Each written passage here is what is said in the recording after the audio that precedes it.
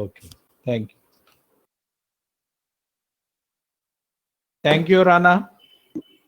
అందరికీ స్వాగతం. ఈరోజు సుందరయ్య విజ్ఞాన కేంద్రం, శంకరన్న ఐఏఎస్ అకాడమీ ఆర్టీసీ క్రాస్ రోడ్స్లో ఉంటుంది. ఈ రెండు సంస్థల సంయుక్త ఆధ్వర్యంలో నిర్వహిస్తున్నటువంటి వెబినార్. మేము ఇప్పటి వరకు రకరకాల సమస్యల మీద వెబినార్లు పెడుతూ వచ్చాము కోవిడ్ పీరియడ్లో. ఈరోజు వ్యక్తిత్వ వికాసం, పర్సనాలిటీ డెవలప్మెంట్ అనే అంశాన్ని తీసుకున్నాము. ఇందులో సుందరయ్య విజ్ఞాన కేంద్రానికి కూడా ఉన్నటువంటి ఇంట్రెస్ట్ ఏంటంటే, ఈ కోవిడ్ కాలంలో మేము 10th క్లాస్ ఇంటర్మీడియట్ విద్యార్థులకి, అదేవిధంగా ఇంగ్లీష్, స్పోకెన్ ఇంగ్లీష్ నేర్చుకోవాలనుకునేటువంటి విద్యార్థులకి, అంటే ఇంగ్లీష్లో మాట్లాడడానికి ప్రావీణ్యం సాధించాలనుకునేటువంటి వాళ్ళని దృష్టిలో పెట్టుకొని స్పోకెన్ ఇంగ్లీష్ కోర్సు నిర్వహించాము, లెవెల్ 1, లెవెల్ 2. అదేవిధంగా ఫిజిక్స్ 10th క్లాస్ స్టూడెంట్స్కి ఫిజిక్స్ కోర్సు నిర్వహించాము. మ్యాథమెటిక్స్ కోర్సు ఐఐటి ఫౌండేషన్ మీద ఒక కోర్సు, తర్వాత రెగ్యులర్ సిలబస్తో ఒక కోర్సు నిర్వహించాము. ఈ విధమైనటువంటి వివిధ కోర్సుల్ని ఈ కోవిడ్ పీరియడ్లో సుందరయ్య విజ్ఞాన కేంద్రం తరఫున నిర్వహించాము. అందుకని ఎడ్యుకేషన్ పట్ల కూడా మాకు ఆసక్తి, ఇంట్రెస్ట్ ఉంది.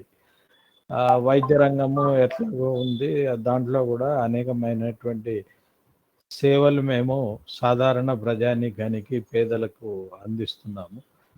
విజ్ఞానం అనేటువంటి దానికి సంబంధించినటువంటి అంశాలతో పాటు ఈ విధమైనటువంటి సేవా రంగంలో కూడా సుందరయ్య విజ్ఞాన కేంద్రం పనిచేస్తుంది. అదేవిధంగా ఐఏఎస్, శంకరన్ ఐఏఎస్ అకాడమీ కూడా 2017లో ప్రారంభమైంది. జనవరి 3న సావిత్రిబాయి పూలే జయంతి రోజున. అది ఇప్పటి వరకు 66 మంది అభ్యర్థులు అక్కడ కోచింగ్ తీసుకున్నారు. అందులో 3కి వాళ్ళు పరీక్షల్లో పాస్ అయ్యారు. ఒకరికి ఐఏఎస్లో సీట్ వచ్చింది, ఒకరికి ఐపీఎస్లో సీట్ వచ్చింది, ఒకరికి యూపీఎస్సి గ్రూప్ ఏలో ఒకరికి సీట్ వచ్చింది. ఆ విధంగా ఆ సంస్థ కూడా జయప్రదంగా నడుస్తుంది. ఈ రెండు సంస్థల తరఫున ఈరోజు నిర్వహిస్తున్నటువంటి వెబినార్లో అంశము empowering questions for enriched life, సంపన్న జీవితానికి సాధికారిక ప్రశ్నలు అనేటువంటిది ఈరోజు అంశము. దీని మీద వై సత్యనారాయణ గారు, రిటైర్డ్ అడిషనల్ కమిషనర్, అదేవిధంగా ఆయన ఐఓఎఫ్ఎస్ అంటే ఇండియన్ ఆర్డినెన్స్ ఫ్యాక్టరీ సర్వీస్లో group A, UPSC group A పరీక్షలు రాసి దానికి సెలెక్ట్ అయ్యి ఆయన కొంతకాలం అక్కడ పనిచేశారు ఇండియన్ ఆర్డినెన్స్ ఫ్యాక్టరీ సర్వీస్లో. ఆ తర్వాత ఆయన స్టేట్ సర్వీస్లో జాయిన్ అయ్యి అడిషనల్ కమిషనర్ ఆఫ్ కమర్షియల్ ట్యాక్సెస్గా ఆయన రిటైర్ అయ్యారు. తెలుగు లిటరేచర్ అనేటువంటిది ఆయన ప్రత్యేకత. ఆయన ఇప్పటికి కూడా తెలుగు లిటరేచర్ మీద వివిధ పరీక్షలకు ప్రిపేర్ అయ్యేటువంటి, కాంపిటేటివ్ ఎగ్జామ్స్కి, పోటీ పరీక్షలకు ప్రిపేర్ అయ్యేటువంటి వాళ్ళకి కోచింగ్ నిర్వహిస్తుంటారు. అదేవిధంగా ఇంగ్లీష్లో కానీ మిగతా అంశాల్లో కూడా చాలా కోర్సెస్ ఆయన చేశారు, చాలా డిప్లొమాలు చేశారు. విస్తృతమైనటువంటి అవగాహన, విజ్ఞానం కలిగినటువంటి వారు సత్యనారాయణ గారు. వారు ఈరోజు ఈ వెబినార్కు హాజరవుతున్నటువంటి వాళ్ళను ఉద్దేశించి దీని మీద, ఈ అంశం మీద, empowering questions for enriched life అనేటువంటి అంశం మీద మాట్లాడతారు. ఆయన మాట్లాడిన తర్వాత ప్రశ్నలు వేయదలుచుకున్నటువంటి వాళ్ళు ప్రశ్నలు వేయవచ్చు. వాళ్ళు ఫేస్బుక్లో కామెంట్ అనే దగ్గర వాళ్ళు తమ ప్రశ్నను నమోదు చేస్తే ఆ ప్రశ్నను సత్యనారాయణ గారికి పాస్ చేసి వారికి చదివి వినిపిస్తాము. వారు సమాధానం చెప్తారు. ఆ విధంగా ఈ సెషన్ జరుగుతుంది. చివరిన IAS academy, Shankaran IAS academy administrative officer Satish వందన సమర్పణ చేస్తాను. ఇప్పుడు నేను వై సత్యనారాయణ గారిని ప్రసంగం కొనసాగించాల్సిందిగా కోరుతున్నాను. సత్యనారాయణ గారు. Thank you very much sir. Sundara Vignana Kendram నిర్వాహకులైనటువంటి వినయకుమార్ గారికి, వారి మిత్ర బృందానికి ధన్యవాదాలు తెలియజేసుకుంటున్నాను. ఈరోజు ఈ సెమినార్కి విచ్చేసిన మీ అందరికీ ఆహ్వానం పలుకుతున్నాను. ఈ టాపిక్ పేరు ఎంపవరింగ్. అంటే మనం చాలా స్పష్టమైన తెలుసుకోవాల్సిన అవసరం చాలా ఉందని దీని అర్థం. నా పేరు వై సత్యనారాయణ. ఈ వై సత్యనారాయణ అనే దాన్ని నా ఈమెయిల్ ఐడి ఎలా చేశానంటే whysatyanaRaYANA@yahoo.co.in. అంటే నా సర్నేమ్ లో ఉన్నటువంటి why has made me to ask questions. నేను ఒక విలేజ్ లో పుట్టి, ఆ విలేజ్ లో మా తల్లిదండ్రులు వ్యవసాయం చేసేవారు. ఆ వ్యవసాయ కుటుంబం నుంచి ఈనాటి స్థాయి వరకు ఎదగటానికి గల కారణం ఏమంటే ప్రశ్నించుకోవటం. అది నా పేరులోనే ఉండటం మూలంగా ప్రశ్న వేసుకుని ఆ ప్రశ్నకి జవాబులు వెతికే క్రమంలో ఒక అభివృద్ధిని సాధించడం జరిగింది. అందువల్ల ఈ రోజున ఈ సుసంపన్న జీవితానికి సాధికారిక ప్రశ్నలు వేసుకోవడం ఎంత ముఖ్యమో మీ ముందు పంచుకోవడానికి ముందుకు వస్తున్నాను. ఫ్రెండ్స్, తెలుసుకోవాల్సిన అంశం ఏమంటే స్టేట్మెంట్ క్లోజెస్ ది మైండ్. ఎవరైనా ఒక సలహా ఇస్తే దట్ క్లోజెస్ ద మైండ్. అలా కాకుండా ఒక ప్రశ్న వేస్తే ఇట్ ఓపెన్స్ ద మైండ్. అంటే మన మైండ్ వికాసం పొందాలంటే తప్పనిసరిగా ప్రశ్నలు వేసుకోవటం చాలా ముఖ్యం. మీ అందరికీ తెలుసు, ప్రపంచంలో 20వ శతాబ్దంలో 4 మహామేధావులు ఉన్నారు. ఈ 4 మహామేధావులలో ముందుగా చెప్పవలసిన వ్యక్తి ఐన్స్టీన్. ఈ ఐన్స్టీన్ ఒక ప్రశ్న వేసుకున్నాడు. ఆ ప్రశ్న ఏమిటి? ఈ ప్రపంచం, ఈ విశ్వం అన్నటువంటిది ఏ విధంగా ఉంది, దీన్ని ఏ విధంగా మనం దర్శించాలి అన్న ప్రశ్నకు సమాధానమే ఈ రోజున ఈ విశ్వవ్యాప్తమైన విజ్ఞానం పొందడానికి కారణమయ్యింది. మరి మరొక మహామేధావి కార్ల్ మార్క్స్ వేసుకున్న ప్రశ్న ఏమంటే, సమాజంలో సంపన్నులు, ఈ సంపన్నులు అన్న వాళ్ళు చాలా తక్కువగా, మరి కార్మికులు అన్న వాళ్ళు ఎక్కువగా ఎందుకున్నారు, సంపద వ్యత్యస్తంగా ఎందుకుంది, ఒక సమ రీతిలో పంచుకోవాలంటే ఏం చేయాలన్న ప్రశ్న వారు వేసుకోవటం మూలంగా సామ్యవాద సిద్ధాంతంతో ప్రపంచాన్ని మార్చేటువంటి ఒక గొప్ప సంస్కృతిని వారు తీసుకురావటం జరిగింది. ఇక 3వ వ్యక్తి చార్ల్స్ డార్విన్. అంటే మానవుడు ఏ విధంగా పుట్టాడు, పరిణామం ఏ విధంగా పొందాడు అన్న ప్రశ్నకి జవాబుగా ఈ రోజున మానవ వికాసం అనే దాన్ని మనం తెలుసుకోవడం జరుగుతుంది. ఇక 4వ చాలా ప్రధానమైన వ్యక్తి ఏమంటే సిగ్మండ్ ఫ్రాయిడ్. మనిషిలో మరొక మనిషి ఏ విధంగా ఉంటాడు, మనిషి ప్రవర్తన ఏ విధంగా ఉంటుంది, ఆ ప్రవర్తన ఏ విధంగా మార్చుకోవచ్చు అన్న ప్రశ్నకి జవాబుగా అతడు సైకాలజీ అనే శాస్త్రానికి ఆద్యుడు కాగలిగాడు. అంటే ఇక్కడ ఐన్స్టైన్ మొత్తం విశ్వం గురించి ఆలోచించాడు. కార్ల్ మార్క్స్ వర్గ మానవుడు అన్నవాడు సమమానవుడుగా ఏ విధంగా కాగలడు అన్న విషయాన్ని చూశాడు. చార్ల్స్ డార్విన్ మానవ వికాసం అనే దాన్ని అతడు త్వరగా తెలుసుకోవడానికి ప్రయత్నం చేయగా, మనిషిలో ఉన్న మరొక మనిషిని తెలుసుకోవడానికి సిగ్మండ్ ఫ్రాయిడ్ ప్రయత్నం సాగించాడు. ఈ విధంగా మహామేధావులైన వాళ్ళు ఈ విజ్ఞానాన్ని సాధించడానికి గల కారణం ఏమంటే వారు వేసుకున్న ప్రశ్నలే.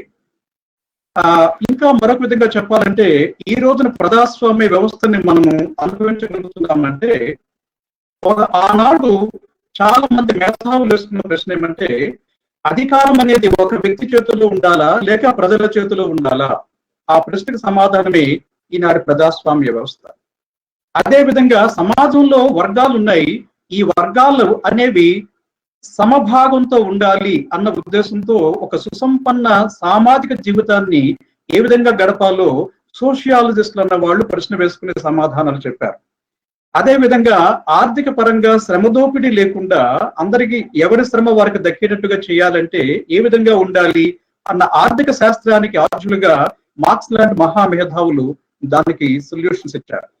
ఇక పక్షి ఎగరగలుగుతోంది, నేనెందుకు ఎగరలేను? చేప ఈదగలుగుతోంది, నేనెందుకు ఈదలేను? గిన్నెపై సిబ్బును కదిలిస్తున్న ఆవిరి యంత్రాల చక్రాలను కదిలించలేదా? ఈ విధమైన ప్రశ్నలు వేసుకోవటం మూలంగా విజ్ఞాన శాస్త్రాలు వికాసం పొందాయి. అలాగే భూమి గుండ్రంగా ఉందా లేక బల్లపరుపుగా ఉందా, దీనిపైన ప్రశ్నలు వేసుకోవటం మూలంగా మనకి భౌతిక శాస్త్రాలు వచ్చాయి. అంతేకాకుండా మానవుడిలో దుఃఖానికి సుఖానికి సమతుల్యత సాధించడం సాధ్యమా అని గౌతమ బుద్ధుని వంటి పెద్దలు వేసుకున్న ప్రశ్నలకు సమాధానంగా మరి మనకు అష్టాంగిక మార్గం అన్నటువంటి గొప్ప తాత్విక సిద్ధాంతాలు వచ్చాయి. ఈ విధంగా మానవుడు విజ్ఞానం సాధించడానికి అతడు ప్రశ్నలు వేసుకోవటమే ప్రధానమైన అంశం. దీనిని ఆసరాగా చేసుకునే మా ప్రముఖ మేధావి గొప్ప పత్రికా రచయిత వారొక మాట చెప్పారు. వారు నవయుగాల బాట నార్ల మాట అన్నటువంటి ఒక గ్రంథాన్ని రాస్తూ ఆ గ్రంథంలో ఒక ప్రశ్న వేశారు. ఆ ప్రశ్న మనకి చాలా గొప్పగా స్ఫూర్తిని కలిగిస్తుంది అన్నమాట. ఏమంటారంటే, ప్రశ్నతోనే రేగు వాదోపవాదాలు, ప్రశ్నతోనే రేగు వాదోపవాదాలు, ప్రశ్నతోనే బుద్ధి పదును తేరు, ప్రశ్నతోనే జ్ఞాన పరుదులు పెరుగురా అంటాడు. అంటే ప్రశ్న లేకుండా మానవుడు ఏ విజ్ఞానాన్ని కానీ ప్రగతిని కానీ సాధించలేడన్న విషయాన్ని వారు చెప్పారు. మరొక మాట వారు ఏం చెప్పారంటే,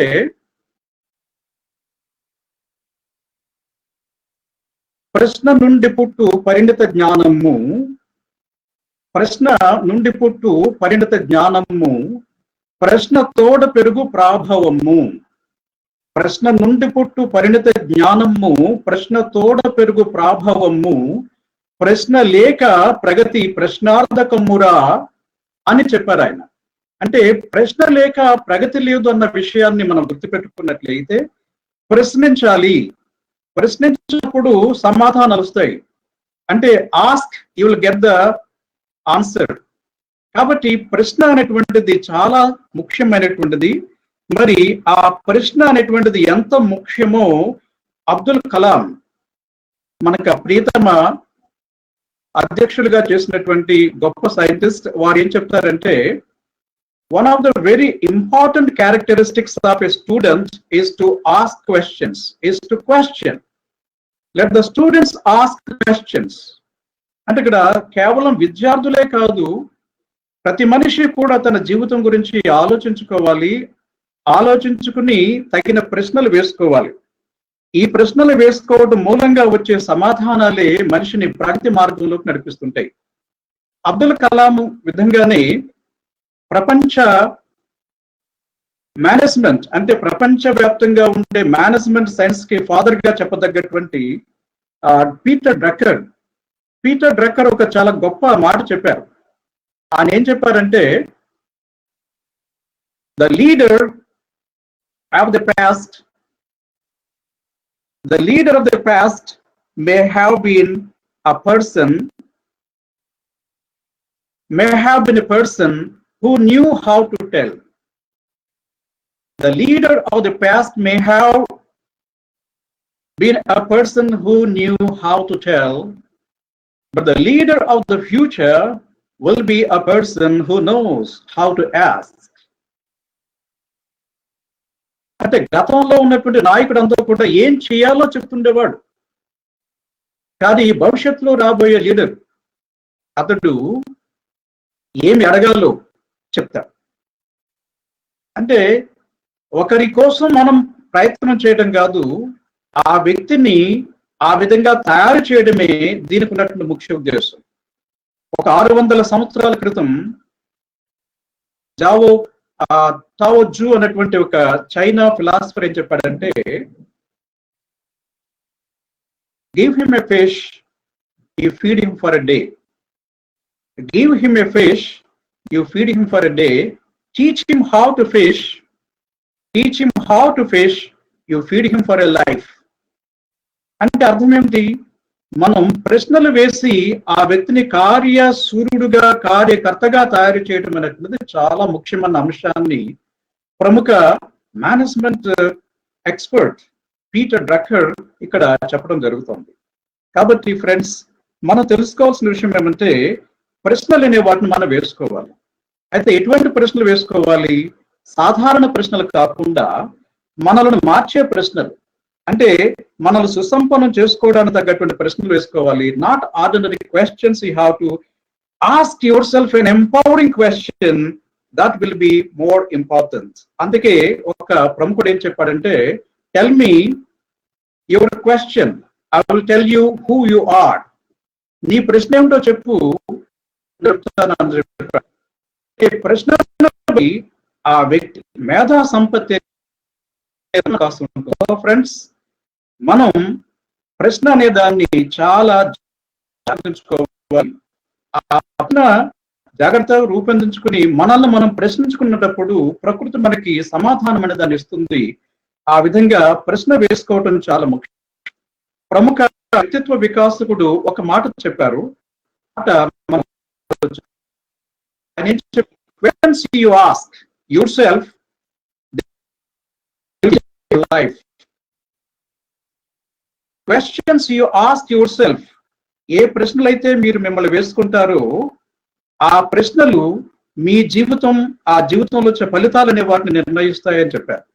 సో కాబట్టి not ordinary questions, very qualitative empowering questions అనే వాటిని మనం వేసుకోవటం మూలంగా మనం చక్కని సమాధానాలు సాధించగలుగుతాము.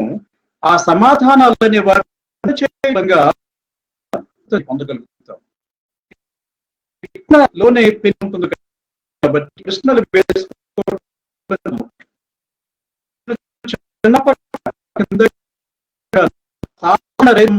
గణనీయమైన రావాలంటే వాటికి సమాధానాలు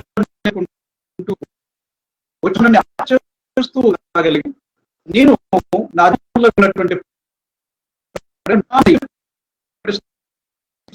మీతో నేను పొందదలుచుకున్నాను. ఈ ప్రశ్న 4 ప్రముఖమైన మేధావులు కూడా వేసుకుని కొన్ని పనులు పొందారు. అదే విధంగా నేను సమాధానం జరుగుతుంది.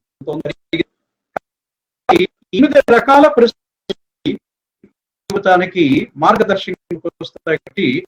Start with the 8 questions. Now the first question I'm going to talk about is on education. And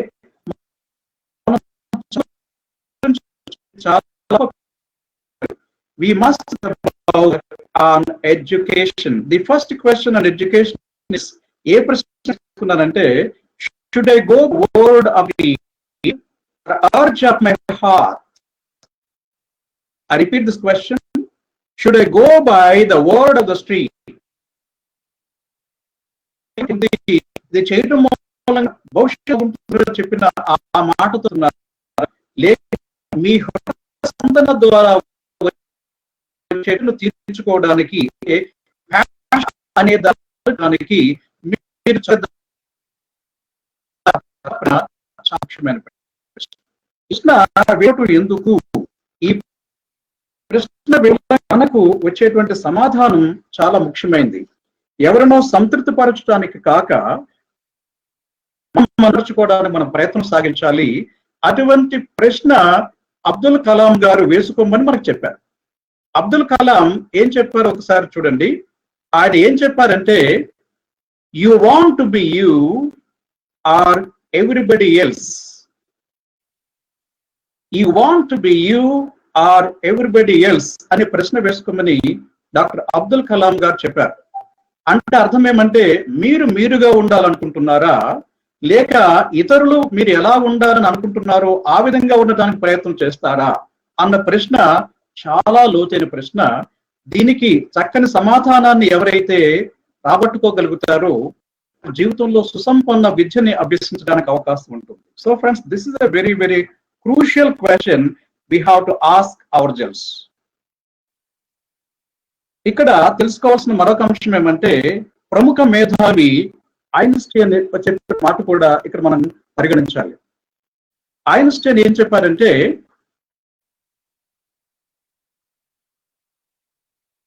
everybody is a genius. Everybody is a genius, but if you judge a fish by its ability to climb a tree, it will give its whole life believing that it is stupid. చాలా గొప్ప విషయం మనం తెలుసుకోవాల్సింది. Everybody the genius, ప్రతి మనిషి కూడా చాలా తెలివితేటలు కలిగిన వాడే, మేధా సంపత్తి కలిగిన వాడే. But if you judge your fish by it's ability to climb a tree, ఒక చేప ఈదటంలో నేర్పరి, ఒక ఉడత చెట్టు ఎక్కడంలో నేర్పరి. చెట్టు ఎక్కడానికి ఉన్నటువంటి నేర్పు ఆ చేపకు ఉండదు, కానీ చేప తెలివితేటలు అనే వాటిని చెట్టు ఎక్కేటువంటి నైపుణ్యంతో కానీ కొలవడం మొదలు పెడితే అది జీవిత కాలం కూడా నా అంత బుద్ధిమాంద్యం ఉన్న వ్యక్తి లేక జీవి ఈ ప్రపంచంలో లేదని కుమ్ములుపోతూ ఉంటుంది అన్న మాటని ఆల్బర్ట్ ఐన్స్టీన్ చెప్పారు. ఇది చాలా ముఖ్యమైన అంశం. దీన్ని ఒక కార్టూన్ విధంగా చూసినట్లయితే ఆ కార్టూన్ ఈ విధంగా ఉంటుంది. ఈ కార్టూన్ లో మీరు చూడండి, for a fair selection everybody has to take the same test, same exam, please climb the tree. అక్కడ చూడండి, ఏనుగు ఉంది, అక్కడ చేప ఉంది, అక్కడ మరొక జంతువులు ఉన్నాయి, కోతి ఉంది, ఒక పక్షి ఉంది. కోతి పక్షి చాలా ఆనందంగా ఉన్నాయి, ఎందుకంటే చాలా తేలికగా చెట్టు ఎక్కేస్తాయి. కానీ ఏనుగు కానీ అక్కడ ఉన్నటువంటి మిగతా జంతువులు కానీ చేపలు కానీ ఎక్కలేవు కదా. కాబట్టి మనం తెలుసుకోవాల్సింది ఏమంటే విద్యా విధానం అనేది ఈ రోజున ఉంది. ఈనాటి విద్యా విధానం అనేటువంటిది మౌల్డ్ లో పోసి ఒక ఆబ్జెక్టివ్ క్వశ్చన్స్ ఇచ్చి ఆ వ్యక్తిలో తెలివితేటలు కొలిసేటువంటి ఒక మెజర్మెంట్ గా మాత్రమే పనిచేస్తుంది తప్ప వ్యక్తిలో ఉండే శక్తి సామర్థ్యాలనే వాటిని వెలికి ఆ వ్యక్తిని గొప్పచడానికి ఈయన శిక్షా వ్యవస్థ అనేటువంటి రావటం లేదన్నది చాలా స్పష్టంగా మనకు అర్థమవుతుంది.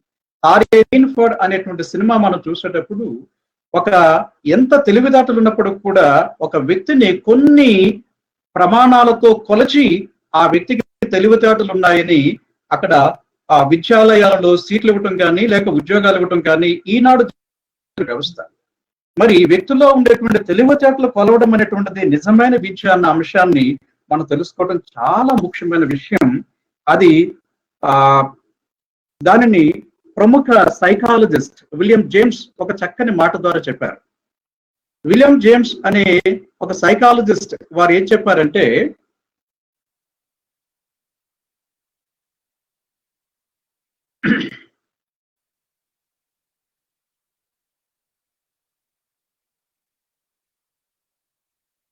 let no youth have any anxiety about its education, whatever the line of it may be. Let no youth have any anxiety about the upshot of his education, whatever the line of it may be. He may safely leave the final result to itself. He can, with perfect certainty, count on waking some fine morning to find himself one of the competent ones of his generation in whatever pursuit he may have singled out. అంటే అర్థం ఏమంటే, ఈనాడు ఏ యువకుడైనప్పుడు కూడా తాను ఏమి చదువుతున్నాడని దాని మీద కాకుండా చదివిన మీద శ్రద్ధ పెడితే అతడు ప్రతిదీ కూడా మీరు మర్చిపోవచ్చు. ఎందుకంటే తరువాత ఆలో ప్రముఖుడు మారి ఆ జనరేషన్ ఒక గొప్ప మార్చుడు కాదు. కాబట్టి మనం ఏమి చదువుతున్నది కాదు, కాదు మనలో సామెతనే వారు వికసింప చేయడానికి ఆనందాన్ని చదువు సత్యనారాయణ గారు ఇది చాలా ముఖ్యమైన విషయం. ఒక్క నిమిషం, మీది బాగా డిస్టర్బ్ అవుతుంది, వాయిస్ కట్ అవుతూ మళ్ళీ వస్తుంది. అది అక్కడ ఏదన్నా ఫ్యాన్ ఏదైనా తిరుగుతుందా పైన? అవునండి, కొద్దిగా దాన్ని తగ్గించండి.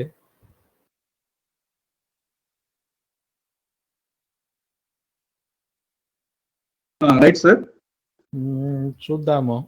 ఇంకోటి ఒకవేళ అట్లే మళ్ళీ కనుక వస్తే మళ్ళీ మీరు బ్యాక్ వెళ్ళి మళ్ళీ రావాల్సి ఉంటుంది. ఇప్పుడైతే నాకు ఇప్పుడు క్లియర్ గానే అనిపిస్తుంది. లెట్ us ట్రై, కంటిన్యూ చేయండి. Sorry for interruption. పర్వాలేదు సార్.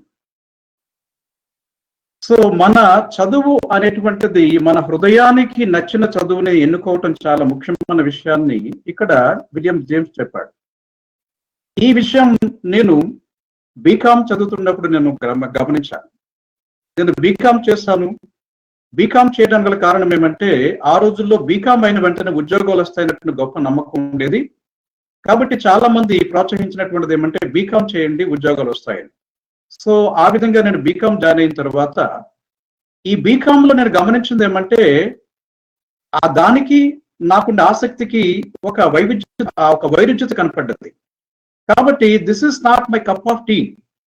కాబట్టి నేను దేంట్లో ఆనందం పొందుతానన్న అంశాన్ని చూసినప్పుడు సాహిత్యంలో నాకు ఆనందం అనేది కనపడ్డది.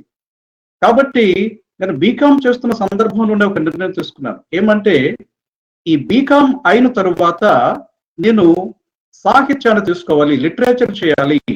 ఆ లిటరేచర్ కూడా అప్పటికి నాకు బాగా ఆసక్తికరంగా ఉండే లిటరేచర్ ఏమంటే తెలుగు లిటరేచర్.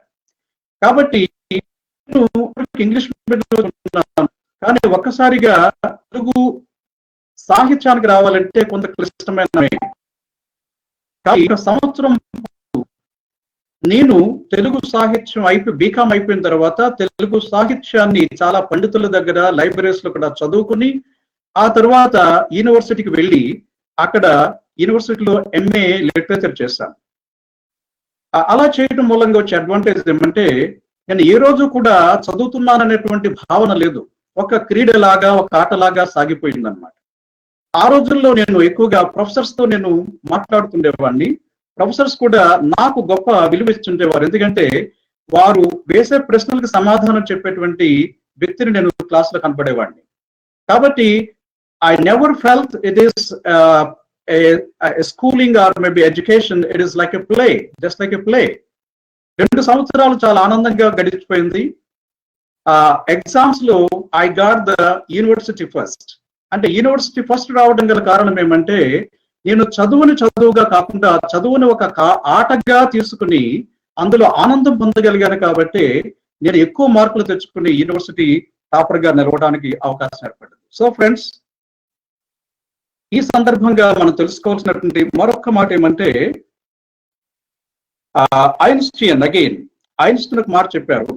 వారు ఏం చెప్పారంటే never do anything against conscience even if the state demands it.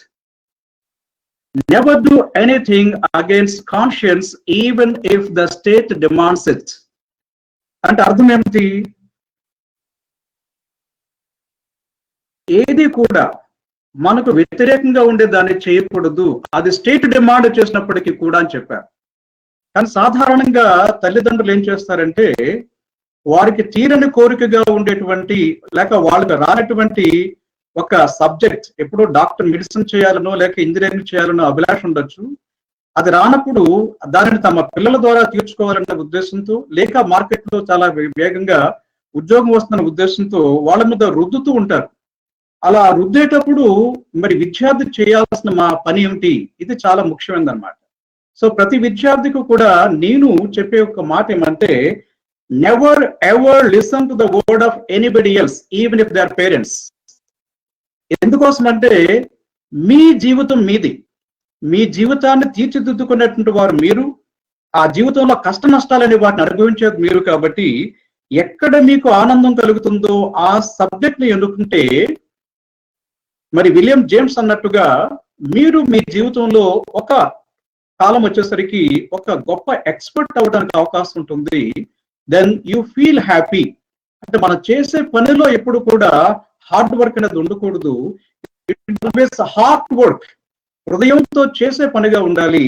ఆ చేయాలంటే మనకు నచ్చిన చదువుని తీసుకోవటం చాలా ముఖ్యమన్న విషయం మనం తెలుసుకోవాలి. కాబట్టి మనం వేసుకోవాల్సినటువంటి ప్రధానమైనటువంటి ప్రశ్న ఏమంటే should I go by the word of the street are urge of my heart? This urge of my heart is a very crucial aspect ఈ ప్రశ్న వేసుకుని దానికి సమాధానం తెచ్చుకుని ఆ విధంగా చేసినట్లయితే చదువు ఒక చక్కని క్రీడగా సాగుతుంది, ఆనందం పొందడానికి అవకాశం ఉంటుంది. సో ఇది మొట్టమొదటి ప్రశ్నకి నేను ప్రశ్న, దానికి నేను సాధించినటువంటి సమాధానం. ఇక రెండవ ప్రశ్న చాలా ముఖ్యమైనటువంటిది. ఇది మన జీవికకు సంబంధించిన విషయం. జీవిక అంటే లైవ్లీహుడ్. లైవ్లీహుడ్ అనేటువంటిది చాలా ముఖ్యమైనది. కాబట్టి how can I get in to a job or work or business of my choice అంటే మనం లైవ్లీహుడ్ అన్నది సాధించుకోవాలి. ఈ లైవ్లీహుడ్ అంటే ఏం చేయాలి, ఎలా చేయాలి? వచ్చే చిన్న ఉద్యోగంతో సంతృప్తి పడిపోవాలా? ఏ ఉద్యోగం వచ్చినా ఉద్యోగానికి వెళ్ళిపోవాలా? లేక మనకు నచ్చిన ఉద్యోగం గురించి మన ప్రయత్నం సాగించాలా? ఇది ముఖ్యమైన అంశం. ఈ సందర్భంగా నాకు గురుతుల్యులుగా ఉన్నటువంటి డేల్ కార్నెగీ ఒక మాట చెప్పారు. ఆ మాట మీతో పంచుకోదలుచుకున్నాను. డేల్ కార్నెగీ ఒక ప్రముఖ వ్యక్తిత్వ వికాసకుడు. ఆయన 3 ముఖ్యమైన పుస్తకాలు రాశారు. ఈ 3 ముఖ్యమైన పుస్తకాలు అనే వాటిని ఎవరు అభ్యాసం చేస్తారో వారికి ఒక friend, philosopher and guide Dale Carnegie రూపంలో దొరుకుతాడు. ఎందుకంటే గ్రామ స్థాయిలో నుంచి వచ్చేటువంటి మనలాంటి అభ్యర్థులకు మార్గదర్శకంగా ఉండే వ్యక్తులు చాలా తక్కువగా ఉంటారు. అటువంటి మార్గదర్శకంగా చెప్పదగ్గ వ్యక్తి డేల్ కార్నెగీ. మీలో కొంతమంది ఆ పుస్తకాలు చదివి ఉండవచ్చు. లేకపోయినట్లయితే ఇక్కడ స్క్రీన్ పైన 3 పుస్తకాలు నేను ఇచ్చాను. ఆ 3 పుస్తకాలు అనే వాటిని మీరు సేకరించుకుని వాటిని చదవండి. జీవితం అనేది అద్భుతమైనటువంటి వికాసాన్ని పొందుతుంది. అందులో మొదటిది how to win friends and influence people అంటే మానవ సంబంధాలు అనే వాటిని ఏ విధంగా పెంపొందించుకోవాలో చెప్పేటువంటిది మొదటి పుస్తకం. రెండవది how to stop worrying and start living అంటే మనకుండేటువంటి అనేక సమస్యలు ఉంటాయి, అనేక ఛాలెంజెస్ ఉంటాయి. వీటిని ఎదుర్కొనేటప్పుడు అనేక సమస్యలతో సతమతమయ్యేటువంటి పరిస్థితి ఉంటుంది. వాటిని ఏ విధంగా పరిష్కరించుకోవాలి అని చెప్పేటువంటిది how to stop worrying and start living. మూడవది ఏమంటే public speaking and influencing business అంటే మానవుడు అన్నవాడు భావ వ్యక్తీకరణ ద్వారా ఇతరులను చేరుకోగలుగుతాడు. తన భావాలనే వాటితో తప్పనిసరిగా ఈ పబ్లిక్ స్పీకింగ్ అనే దాన్ని నేర్చుకోవాలి. అంటే ఈ భావ వ్యక్తీకరణ కళానికి మనం స్వాయత్తుకోవాలి. ఈ 3 కూడా చాలా ప్రముఖమైనవి. ఇందులో రెండో book how to stop worrying and start living అనే బుక్ లో చాప్టర్ 29. ఈ చాప్టర్ 29 లో డేల్ కార్నెగీ గారు ఏం చెప్తారంటే 2 ప్రశ్నలు వేసుకోవాలి. అంటే ఏ యువకుడైనా ఏ యువతైనా ఒక క్రాస్ రోడ్స్ లోకి వచ్చినప్పుడు లేక ఒక చక్కని జీవిత ప్రణాళికను ఏర్పాటు చేసుకోవడానికి నిర్ణయాలు తీసుకునేటప్పుడు ఈ 2 ప్రశ్నలు కూడా వేసుకోవాలి. 2 major decisions of your life. What are these 2 major decisions of your life? అందులో మొట్టమొదటి ప్రశ్న మీకు ఇక్కడ చూపిస్తాను. వారు ఏం చెప్పారే, you have to ask a question. The question is how are you going to make a living? How are you going to make a living? This is a very crucial question we have to ask. ఈ ప్రశ్న ఎందుకు వేసుకోవాలంటే గౌతమ బుద్ధుడు తన అష్టాంగంలో ఒక మాట చెప్పారు. ఏం చెప్పారంటే సమ్యక జీవనాన్ని పొందాలి అని చెప్పారు. సమ్యక జీవనం అంటే అర్థం ఏమంటే సక్రమమైన లైవ్లీహుడ్ అంటే ఏమిటి? మన సంపాదన అనేటువంటిది సక్రమమైన మార్గంలో సాగాలి. అక్రమ మార్గంలో చాలా మంది జీవితాలు సాగిస్తుంటారు. దానివల్ల వాళ్ళు చాలా నష్టపోతారు. సక్రమమైన మార్గంలోనే జీవిక ఉండాలి, లైవ్లీహుడ్ అనేటువంటి ఆ విధంగా సాగాలి అని చెప్పారు. మనకి తెలుసు ప్రజలను అంటే చాలా మంది పీపుల్ ఏ విధంగా తమ లైవ్లీహుడ్ అనేది సాధిస్తుంటారు. అర్షద్ మెహతా లాంటి వ్యక్తులు చూస్తే వాళ్ళందరూ కూడా ఇతరుల కష్టార్జితమైన దాన్ని దోచుకుని వాళ్ళు ధనవంతులు అవుతుంటారు. బిల్ గేట్స్, వారన్ బఫెట్ లాంటి వాళ్ళు చూస్తే వాళ్ళు తమ సంపద అనే దాన్ని సమాజానికి ఇస్తుంటారు. They pay back to the society. ఆ విధంగా ఒక సక్రమమైనటువంటి ఒక మార్గ జీవన విధానం అనే దాన్ని సంపాదించుకోవాలి, జీవికన దాన్ని సంపాదించుకోవాలి అనేటువంటి చాలా ముఖ్యమైన అంశం. ఫ్రెండ్స్, ఇక్కడ మీకు చెప్పదగ్గ మరొక మంచి ఒక మాట ఏమంటే, మనుషులు అనే వాళ్ళని మనం చూస్తుంటాం. ఈ వర్గాలు అనేటప్పుడు ఇక్కడ మనం పేద ధనికనే కాకుండా ఈ మనుషుల వాళ్ళని పూర్, మిడిల్ క్లాస్, రిచ్ అని డివైడ్ చేస్తుంటాం. అయితే నేను డివైడ్ చేసినటువంటిది ఏమంటే డబ్బును బట్టి కాదు, వాళ్ళ ఆలోచన విధానాన్ని బట్టి, యాటిట్యూడ్ని బట్టి. కాబట్టి యాటిట్యూడ్ అనేటువంటిది, పూర్ యాటిట్యూడ్ అంటే అర్థం ఏమంటే ఆ వ్యక్తికి చాలా తక్కువ భవిష్యత్తు పట్ల చాలా తక్కువ అవగాహన కలిగి ఉండడం పూర్ యాటిట్యూడ్. ఇక మధ్యస్థంగా ఉండేవాడు మిడిల్ క్లాస్ పర్సన్. కానీ గొప్ప సుసంపన్నమైనటువంటి దృక్పథం ఎవరికి ఉంటుందో ఆ వ్యక్తిని మనం రిచ్ పర్సన్ పిలవచ్చు. ఇక పూర్ యాటిట్యూడ్ అనేటువంటి వ్యక్తి ఎప్పుడు దేని గురించి ఆలోచిస్తాడంటే సర్వైవల్, నేను ఏ విధంగా నేను బతకగలను, అంటే ఈ రోజు ఎలా బతకాలి, livelihood for today or this week or this month, అంతవరకు ఉంటుంది. ఇక మిడిల్ క్లాస్ మైండ్ ఉండేవాడు కంఫర్ట్స్ కోసం ఆలోచిస్తాడు. అంటే ఈ రోజు వచ్చిన సెల్ ఫోన్ మరొక రోజు మరొక సెల్ ఫోన్ వచ్చినట్లేదు, దీన్ని ఆ విధంగా దాన్ని ఏ విధంగా పొందగలను, కార్ని ఏ విధంగా మార్చగలను, ఫ్రిడ్జ్ ఏ విధంగా మార్చగలను, స్టఫ్ సెంటర్డ్ పర్సన్స్. ఆ విధంగా కంఫర్ట్ కి అతను ప్రాధాన్యత ఇస్తాడు. ఇక రిచ్ మైండ్ సెట్ ఉండేవాడు స్వేచ్ఛ గురించి ఆలోచిస్తాడు. స్వేచ్ఛ అనేటువంటిది ఏమంటే నా జీవితాన్ని నాకు నచ్చిన విధంగా జీవించాలి, I should live my life on my own terms. ఆ విధంగా ఉండడమే ఫ్రీడమ్.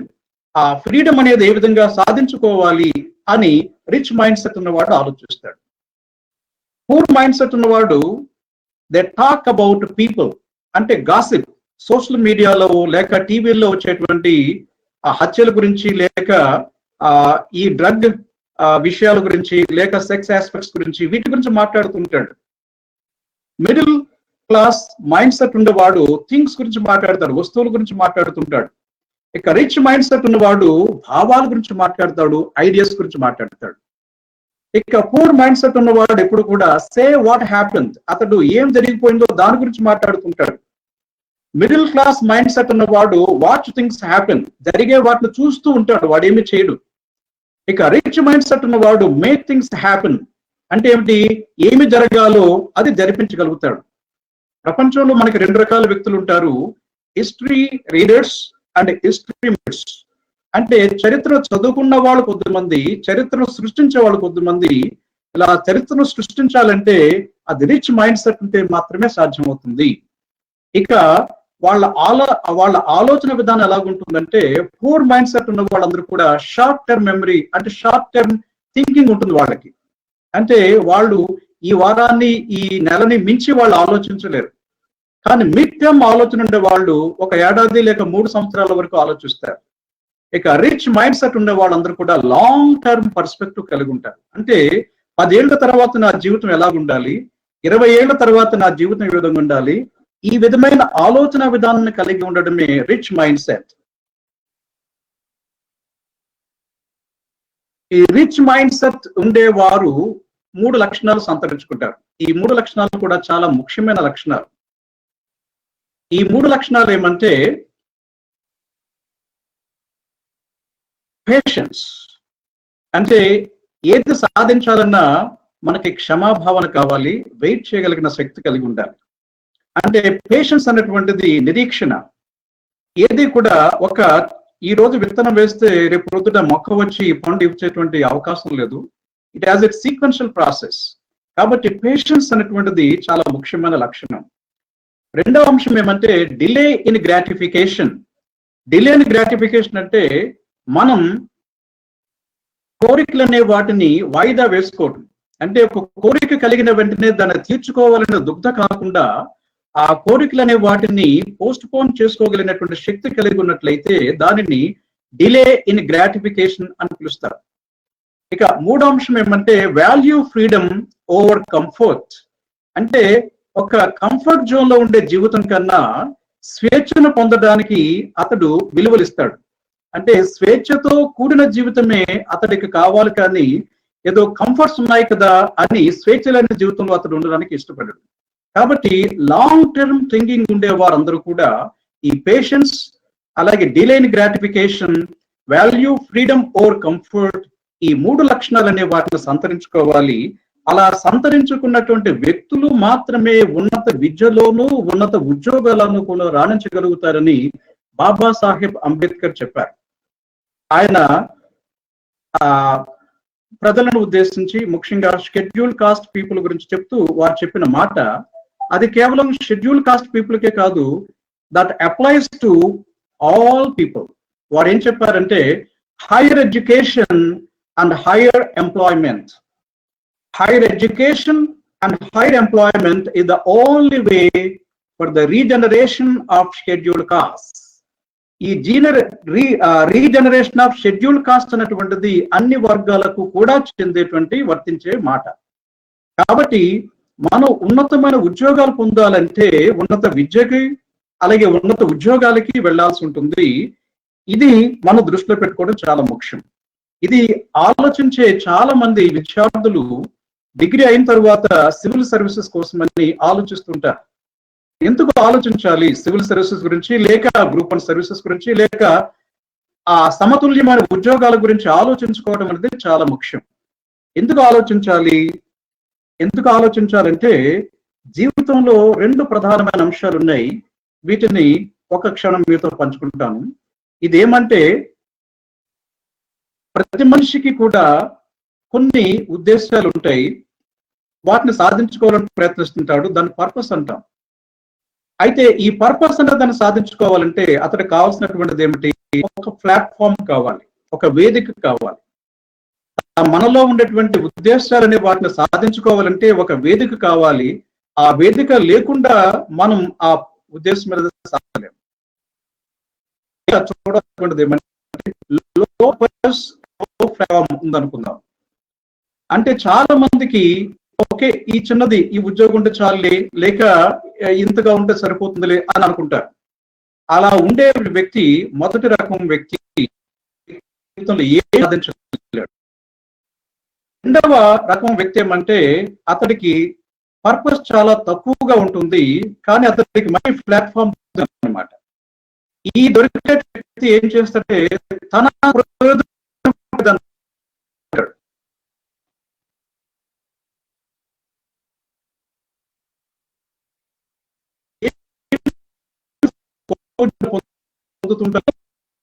వాయిస్ రావటం లేదు సత్యనారాయణ గారు,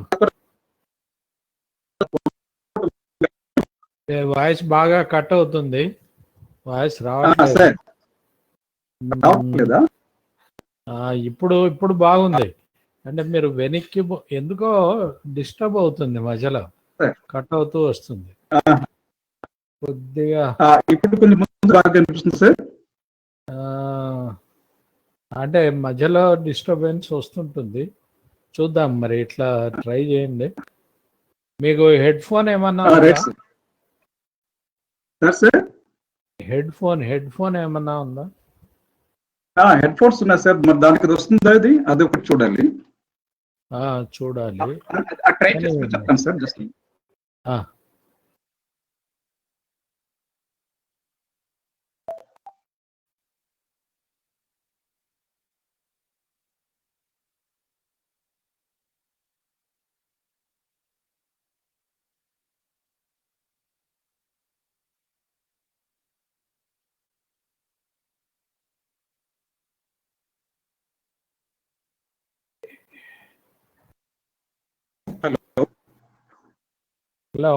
హలో కొద్దిగా ఓకే. చూడాలి మరి, మీరు ప్రసంగంలో మధ్యలో మళ్ళీ డిస్టర్బ్ అవుతుందేమో చూద్దాం. కంటిన్యూ చేయండి. ఇప్పుడు ఇది మీకు వినిపిస్తుందా?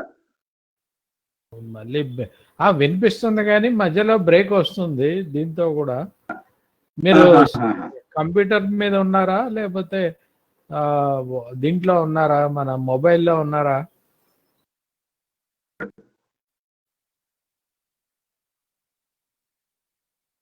మొబైల్లో ఉన్నారా, సిస్టమ్ మీద ఉన్నారా? Computer sir. మరి టెక్నికల్ వాళ్ళకి ఏం చెప్తున్నారంటే మీరు ఒకసారి వెనక్కి వెళ్ళి మళ్ళీ వస్తే క్లారిటీ వస్తుంది అని అంటున్నారు. మరి అది చేస్తారా? అంటే ఇప్పుడు వాయిస్ మీకు బాగా క్లియర్గా వస్తుందా? ఇప్పుడు క్లియర్గా వస్తుంది. కొద్దిసేపు అయిన తర్వాత అది వాయిస్ కట్ అవుతుంది. ఓకే, ఇంకా దగ్గరగా ఉండి మాట్లాడతాను సార్ అయితే. ఓకే, చూడండి. పర్వాలేదు, try ఇప్పుడు చేద్దాం. దగ్గరికి అవసరం లేదు, ఎందుకంటే మైక్ మీకు దగ్గరలోనే ఉంది కదా. అవునండి. Let us try.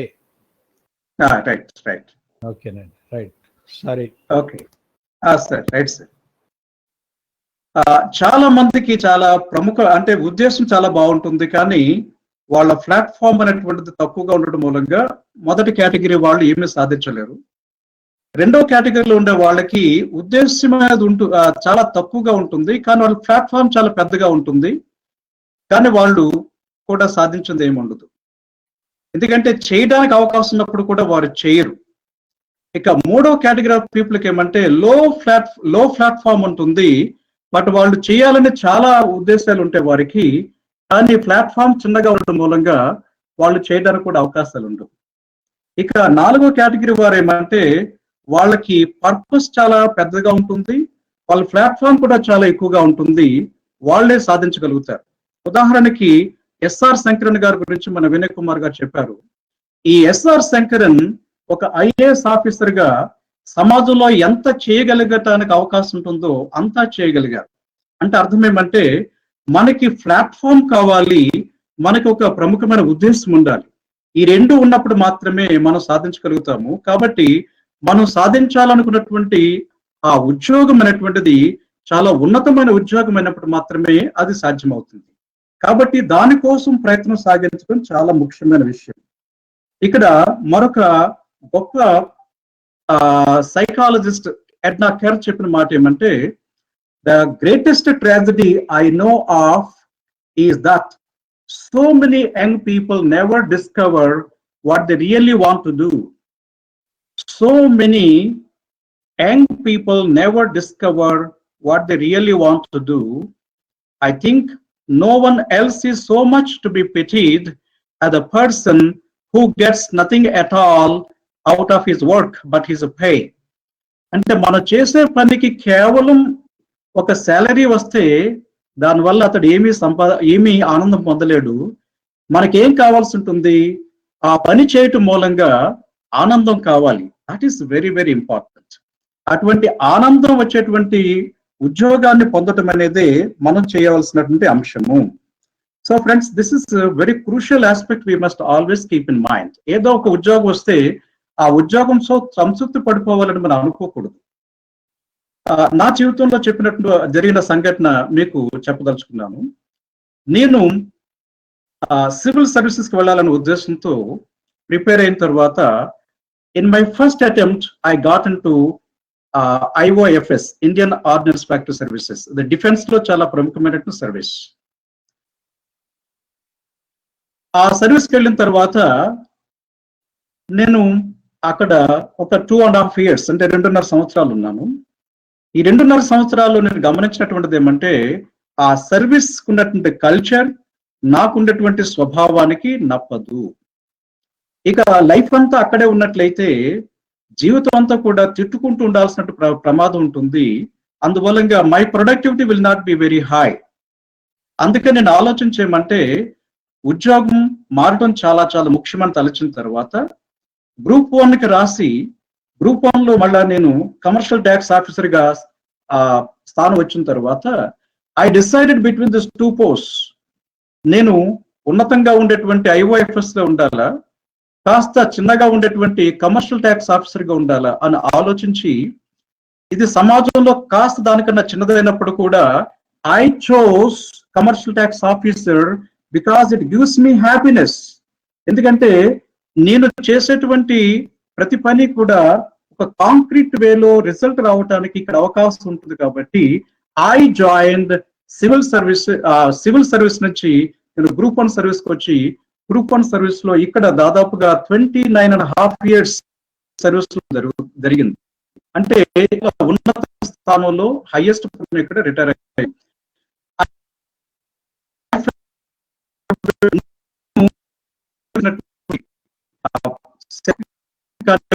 ఆ కమిట్మెంట్ అంటే చీఫ్ మినిస్టర్ గారి దగ్గర నుంచి, మినిస్టర్ల దగ్గర నుంచి, కమిషనర్స్ దగ్గర నుంచి నాకు గొప్ప ప్రశంసలు వచ్చాయి. నాకు గొప్ప ఆనందం అనేటువంటిది ఈ జీవితం ఈ జాబ్ లో వచ్చింది. కాబట్టి తెలుసుకోవాల్సిన అంశం ఏమంటే మనం ఎలా ఆనందిస్తున్నాము. సో అనేటువంటి ఒక ప్రముఖ వ్యక్తి ఏం చెప్పారంటే, ఆయన ఒక మాట చెప్పారు. ఆయన ఏమంటారంటే, blessed is the man who has found his work. Blessed is the man who has found his work. Let him ask no other blessedness. అంటే మనకు నచ్చినటువంటి ఉద్యోగం లభించినట్లయితే అంతకు మించినటువంటి గొప్ప వరం ఉండదు. ఇక అతడికి ఏ వరాలు కూడా అక్కరలేదు అని చెప్పారు. So friends, this is very very important. ఎందుకంటే మన జీవితంలో చాలా ప్రముఖమైనటువంటి కాలం 21 సంవత్సరాల దగ్గర నుంచి దాదాపుగా 65 సంవత్సరాల కాలం. ఈ కాలంలోనే మనం మన ఎనర్జీ అనే దాన్ని చాలా హైయెస్ట్ లెవెల్లో వాడుకోవడానికి అవకాశం ఉంటుంది. కాబట్టి ఈ హైయెస్ట్ లెవెల్లో వాడుకోవడానికి ఉన్నటువంటి ఈ కాలం అనే దాంట్లో ఆనందాన్ని పొందకపోతే జీవితం అంతా నిస్సారంగా సాగిపోతుంది. కాబట్టి నచ్చిన ఉద్యోగానికి వెళ్ళాలి అన్నటువంటిది చాలా ముఖ్యమైన విషయం. అందుకే వేసుకోవాల్సిన ప్రశ్న ఏమంటే, how am I going to get my living, అంటే నా జీవిక అనే దాన్ని ఏ విధంగా నేను సంపాదించుకోగలను. How can I get in to the job, work, business of my choice. దానికి how are you going to make a living అనేటువంటి ప్రశ్న చాలా బలమైన ప్రశ్న. ఈ ప్రశ్నకు సమాధానాన్ని సంపాదించుకుంటే మీ ఉద్యోగ జీవితం అనేటువంటిది చాలా సుసంపన్నంగా సాగటానికి అవకాశం ఉంటుంది. ఇది రెండవ ప్రశ్న. ఇక మనం మూడవ ప్రశ్నకు వెళదాం. ఈ మూడవ ప్రశ్న అనేటువంటిది ఏమిటి? The third question is again I come to Dale Carnegie. నా గురువు అయినటువంటి డేల్ కార్నెగీ చెప్పినటువంటి రెండవ మాట ఏమంటే, అంటే ప్రతి యువతి యువకుడు కూడా తన జీవిత కాలంలో ఆలోచించుకోవాల్సిన, ఆచరించవలసినటువంటిది చాలా ముఖ్యమైనటువంటిది ఏమంటే మ్యారేజ్. ఈ మ్యారేజ్ చేసుకునేటప్పుడు ఒక ప్రశ్న ప్రతి యువతి యువకుడు కూడా వేసుకోవాలి. whom should I invite as my partner in life? This is a very, very important question. Whom should I invite as my partner in life? దీన్ని డేల్ కార్నెగీ గారు ఏం చెప్తారంటే, whom are you going to select to be the father or the mother of your children? Whom are you going to select to be the father or mother of your children? నీ పిల్లలకు తల్లిగా లేక తండ్రిగా ఎవరిని మీరు ఎన్నుకుంటున్నారు? చాలా poetic గా చెప్పిన మాట అయినప్పుడు కూడా చాలా లోతుగా చెప్పిన మాట. ఇది చాలా ముఖ్యమైన మాట. ఉద్యోగంలో మనకి తగినటువంటి ఎన్నిక అంటే తగినటువంటి ఆనందం దొరకకపోతే ఉద్యోగం మారవచ్చు. నేను కూడా మారాను. కానీ జీవితంలో ఒకసారి వివాహం చేసుకున్న తర్వాత జీవిత భాగస్వామిని మార్చడానికి అవకాశం లేదు. కాబట్టి జీవిత భాగస్వామిని ఎన్నుకోవటానికి ప్రతి మనిషి కూడా చాలా కాలాన్ని వెచ్చించాల్సిన అవసరం ఉంటుంది. చాలా మంది ఒకసారి వేసుకుని వదిలేసేటువంటి డ్రెస్సుల కోసం చాలా కాలాన్ని గడుపుతారు, కానీ జీవిత కాలం ఉండే భాగస్వామి గురించి ఎంత కాలాన్ని గడుపుతున్నారు అన్న ప్రశ్న వేసుకోవడం చాలా ముఖ్యమైనది. కాబట్టి ఈ సందర్భంగా ప్రతి యువతి యువకుడు కూడా 3 అంశాలనే వాటికి మనం ప్రాధాన్యత ఇవ్వాల్సి ఉంటుంది. ఈ 3 అంశాలనే వాటికి ప్రాధాన్యత ఇవ్వటం ముందుగా మనం వేసుకోవాల్సిన ప్రశ్న ఏమంటే, ఈ ప్రపంచంలో the best couple in the world. ప్రతి మనిషి వేసుకోవాల్సినటువంటిది ఏమంటే, who are the best couple in the world? ఆ వ్యక్తులకి ఏ మంచి లక్షణాలు ఉన్నాయి, ఆ లక్షణాలు అనేవి మనలో ఉన్నాయా లేదా, లేక ఆ లక్షణాలన్నీ వాటిని ఏ విధంగా మనం సంతరించుకోవాలి అని మనం ఆలోచించుకోవాలి. ఆ విధంగా మనం పరిశీలించేటప్పుడు 3 ప్రధానమైనటువంటి ప్రశ్నలు మనం వేసుకోవాలి. ఏమంటే, ఒక మంచి జంట కావాలి అంటే దెర్ ఆర్ 3 ఇంపార్టెంట్ ఆస్పెక్ట్స్.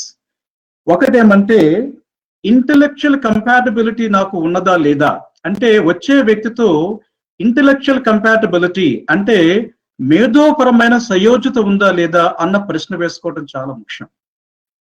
రెండవది ఏమంటే ఎమోషనల్ కంపాటబిలిటీ, ఉద్వేగ ప్రజ్ఞ అంటాం. ఉద్వేగ ప్రజ్ఞ అంటే అర్థం ఏమంటే ఒక స్త్రీలో తల్లిని చూడగలిగేటువంటి తత్వాన్ని, ఒక పురుషుడిలో భార్య తండ్రిని చూడగలిగినటువంటి ఒక మెచ్యూరిటీని కలిగి ఉండడమే ఉద్వేగ ప్రజ్ఞ. ఆ విధమైనటువంటి ప్రజ్ఞ నాకు ఉన్నదా లేదా, దాన్ని ఏ విధంగా సంతరించుకోవాలి. నెంబర్ 3 చాలా ముఖ్యమైనటువంటిది వాల్యూ కంపాటబిలిటీ, విలువల సయోజ్యత.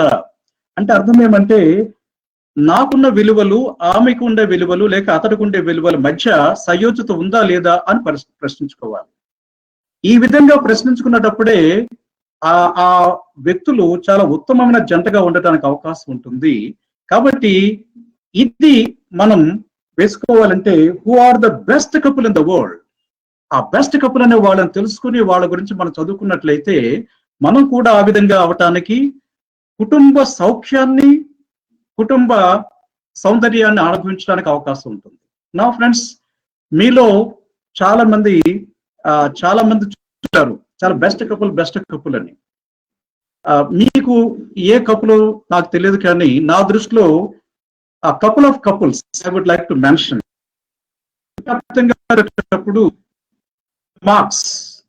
Curl Marx and his wife, అంటే వీళ్ళిద్దరూ కూడా చాలా గొప్ప కపుల్ గా నేను ఎందుకంటే కార్ల్ మార్క్స్ జీవితానికి మనం పరిశీలించినట్లయితే అతని భార్య తోడ్పాటు అనేటువంటిది ఎన్ని విధాలుగా అతను సహకరించిందో మనం చాలా ఆ జీవితాన్ని, ఆమె బాగా జీవిత స్వామి అందించినటువంటి will be very much impressed. ఇక ప్రపంచవ్యాప్తంగా మన ఇండియా ఒక కపుల్ గురించి చెప్తాను. వారు ఎవరంటే మీ అందరికీ తెలిసినటువంటి కపులే. ఆ కపుల్ ఎవరో కాదు, జ్యోతిబా పూలే. చూడండి, ఇంటలెక్చువల్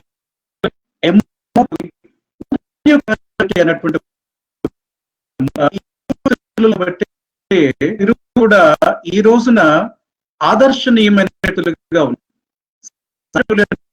ఆమె ఫస్ట్ మ్యాన్ టీచర్ కంట్రీ, అలాగే the social revolution the country Mahatma Jyotiba Phule. ఆ విధంగా కూడా ఒక జంటగా చూసేటప్పుడు చాలా ఉత్తమమైనటువంటి లక్షణాలు జంటగా ఉన్నారు. కాబట్టి వారి జీవన సుసమంగా సాగింది. సో జీవిత వ్యక్తిని మనం బాగా ఈ ముఖ్యమైన నాలుగవ విషయం ఏమంటే ఛాలెంజెస్ ఇన్ అవర్ లైఫ్. అంటే మనకి చాలా గడ్డు పరిస్థితులు వస్తాయి, లేక జీవితంలో మనకి అనేక సవాళ్ళు ఎత్తుంటాయి. Challenges, how can I overcome stress and bounce back in my life. అంటే ఎదురయ్యేటి వాటిని ఎదుర్కొని నేను జీవితంలో ముందుకు ఎలా విధంగా వెళ్ళాలి, చాలినటువంటి అంశం.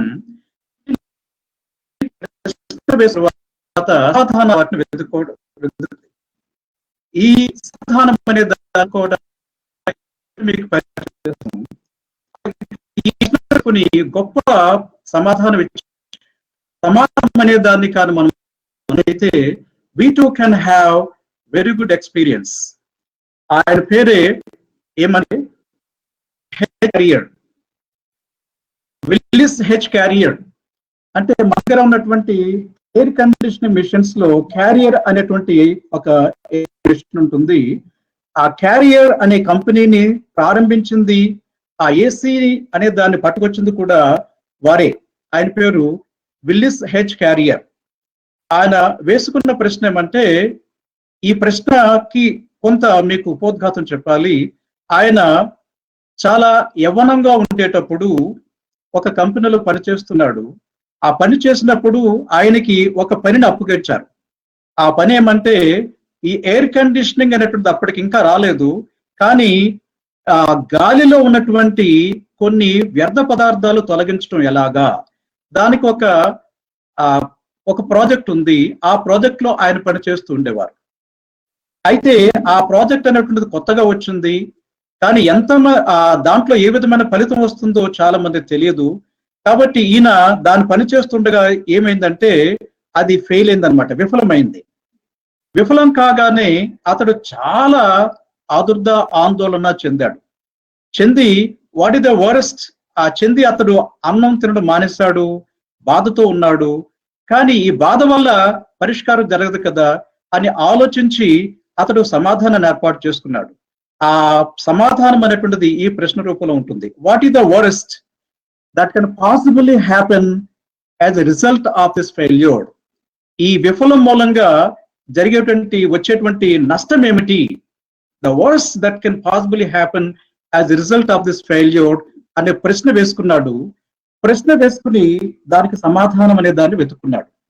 దానికి సమాధానం ఆయన ఏం చెప్పుకున్నాడంటే 3 మార్గాలు చెప్పుకున్నాడు అనమాట. ఆ 3 అంశాలు ఏమంటే,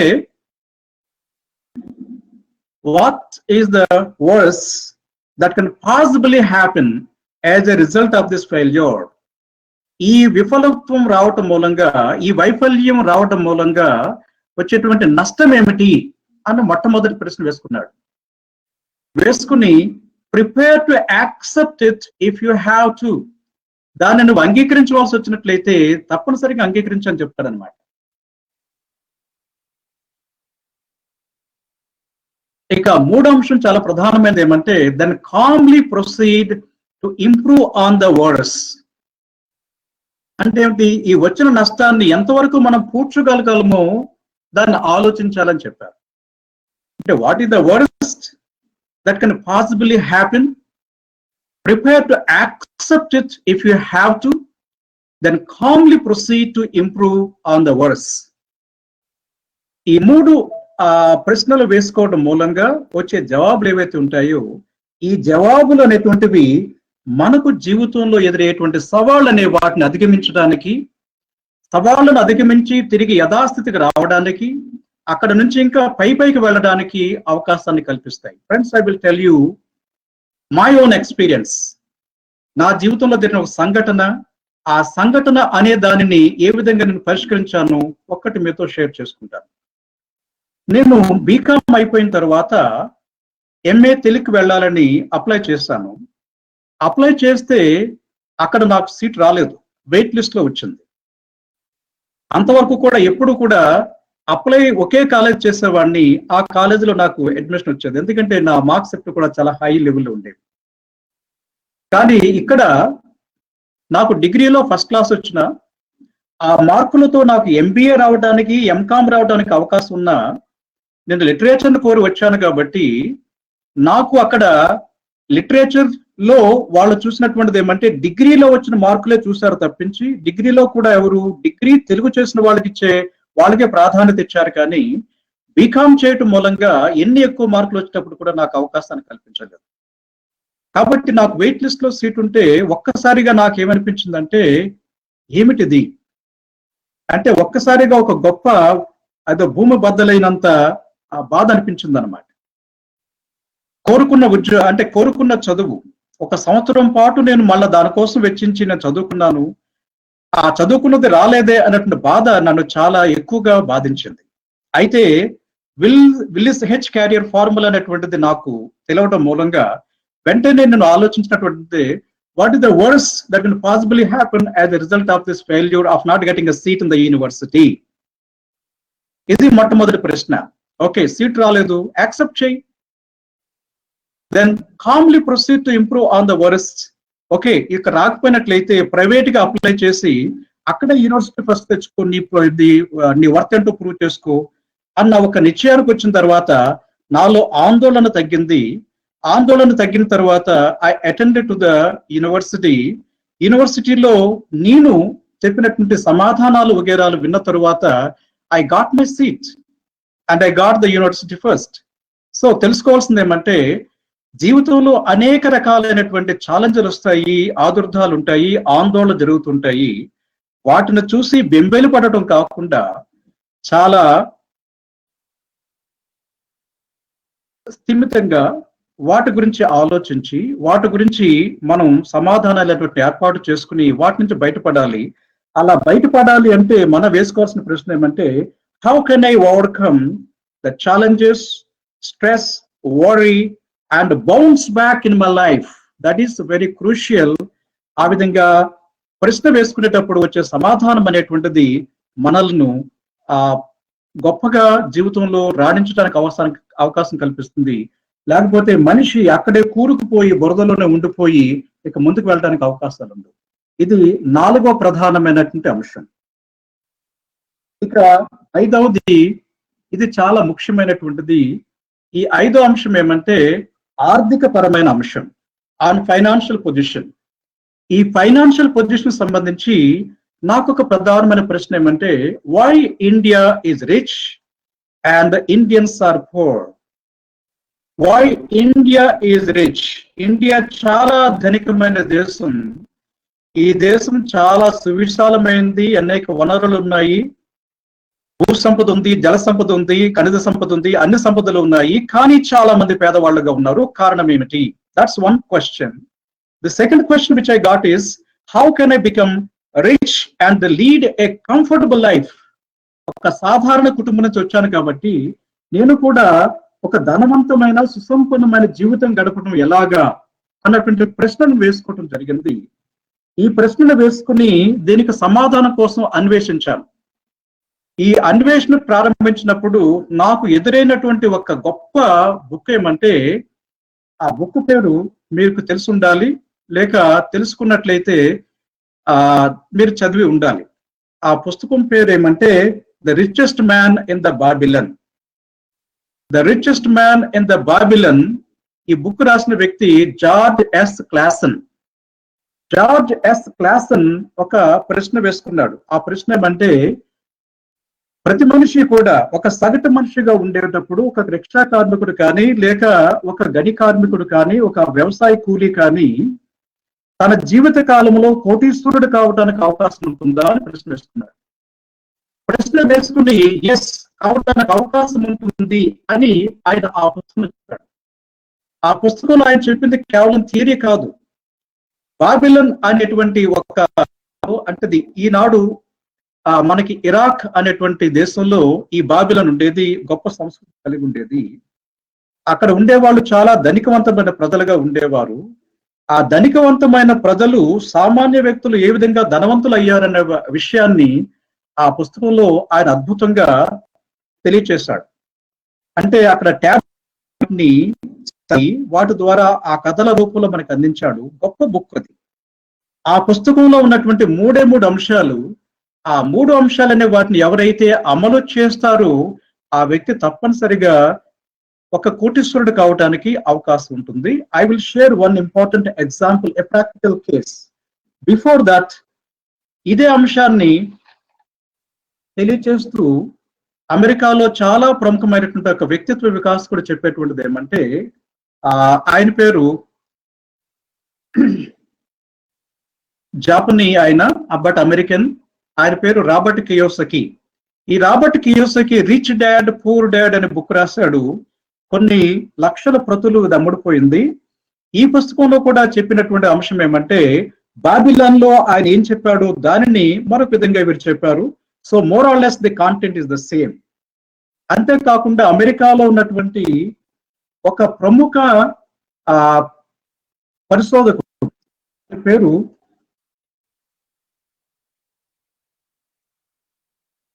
థామస్ స్టాన్లీ.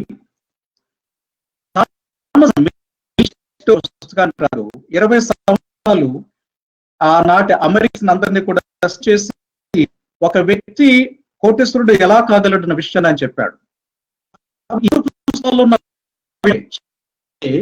కానీ దాన్ని ఫ్యాక్ట్స్ ద్వారా ప్రూవ్ చేయడానికి ఇక్కడ మీకు ఏమంటే బెంజమిన్ అనేటువంటి ఒక డ్రైవర్ గురించి నేను చెప్తాను. బెంజమిన్ అనే డ్రైవర్ స్టాన్లీ అద్భుతంగా చెప్పాడు. అదే మీకు షేర్ చేస్తున్నాను ఇక్కడ. థామస్ స్టాన్లీ చెప్పినటువంటి బెంజమిన్ ఎవరంటే,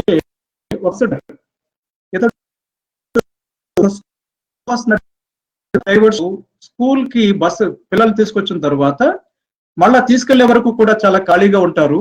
వాళ్ళు సాధారణంగా టీ తాగుతూనో లేకపోతే మిగతా వాళ్ళతో బాతకాన్ని చేస్తూనో కాలాన్ని వాళ్ళు చాలా మంది వ్యర్థం చేస్తుంటారు.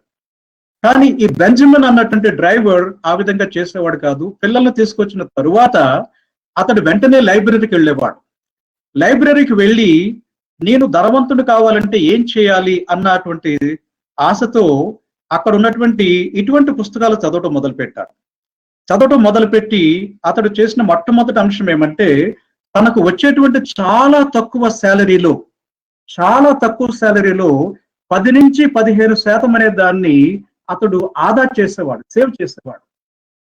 ఆ సేవ్ చేసినటువంటి ఆ ఇన్కమ్ ని అతడు షేర్ల రూపంలో ఇన్వెస్ట్ చేసేవాడు. 3 ఆస్పెక్ట్స్ ఇక్కడ. వచ్చిన శాలరీలో ఒక 10 నుంచి 15% అనే దాన్ని పక్కన పెట్టాలి, ఆదా చేయాలి.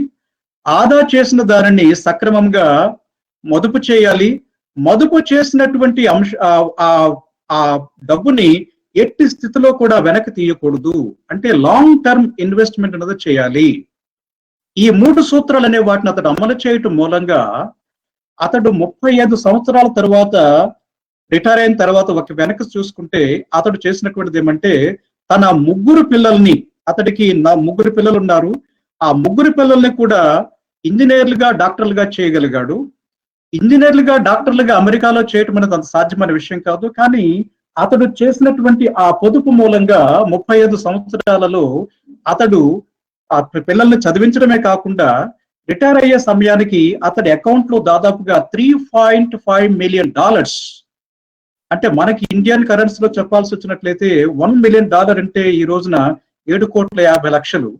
అలాగా $3.5 million అనే దాన్ని అతడు సంపాదించగలిగాడు. అంటే there is a mechanism called compounding interest that made all the magic. కాబట్టి ఫ్రెండ్స్, నా అనుభవం ఏమంటే, ఏ వ్యక్తి అయినప్పుడు కూడా, అతడు కార్మికుడైనా లేక గొప్పవాడైనప్పుడు కూడా ధనవంతుడు అవడానికి, కోటీశ్వరుడు అవడానికి ఏ దేశంలో అవకాశం ఉన్నది, ఆ అవకాశం కూడా లీగల్ గా ఉంది. అది మనం గుర్తుపెట్టుకోవాలి. కాబట్టి ఏ చిరు ఉద్యోగి అయినప్పుడు కూడా తాను సంపాదించే దాంట్లో 10 నుంచి 30% అనే దాన్ని సేవ్ చేసి, దాన్ని మదుపు చేసి, దాన్ని పరిరక్షించుకోవటం మూలంగా ఆ వ్యక్తి అయినప్పుడు కూడా ధనవంతుడు కాగలుగుతాడన్న అంశాన్ని మనం నేర్చుకోవడం చాలా ముఖ్యం. మరొక మాట ఇక్కడ తెలుసుకోవాల్సినటువంటిది ఏమంటే, ఇక్కడ I want to share this very important. Robert Allen అనేటువంటి ఒక గొప్ప ఆర్థిక శాస్త్రవేత్త ఏం చెప్పాడంటే, ఈ ప్రశ్న వేసుకోమంటాడు, how can I develop multiple streams of income? అంటే ప్రతి మనిషి కూడా అనేక శక్తియుక్తులతో కూడి ఉంటాడు. ఆ శక్తియుక్తులతో కూడిన వ్యక్తి తన శక్తియుక్తులనే వాటిని వినియోగించి ధనాన్ని ఏ విధంగా పెంపొందించుకోవాలి అన్న విషయాన్ని చెప్పాడు. This is what is known as multiple streams of income. అంటే ఏ వ్యక్తి అన్నప్పుడు కూడా తన శక్తి సామర్థ్యాన్ని పెంచుకోవడం మూలంగా ధనాన్ని సంపాదించుకోవచ్చు. ఉదాహరణకి ఒక వ్యక్తి నెలకి ఒక 50,000 సంపాదిస్తున్నాడు ఒక చిన్న ఉద్యోగం చేసుకుంటూ. అయితే తనలో ఉన్నటువంటి స్కిల్స్, నైపుణ్యాలనే వాటిని పెంచుకోవడం మూలంగా ఆ వ్యక్తి ఒక్కసారిగా ₹1,00,000 ఉద్యోగం పొందడానికి అవకాశం ఉంటుంది. నేను చాలా మంది చిరుద్యోగులు అనే వాళ్ళకి ప్రోత్సహిస్తూ చెప్తుంటాను అన్నమాట. ఒక టైపిస్ట్ గా ఉండే వ్యక్తితో నేను చెప్పిన మాట ఏమంటే, టైప్ అనేటువంటిది ఎంతకాలం ఉంటుంది, కాబట్టి కంప్యూటర్ విద్య నేర్చుకొని చెప్పాను. ఆ కంప్యూటర్ విద్య నేర్చుకోవడం మూలంగా అతడి శాలరీ దాదాపుగా రెట్టింపు అయింది.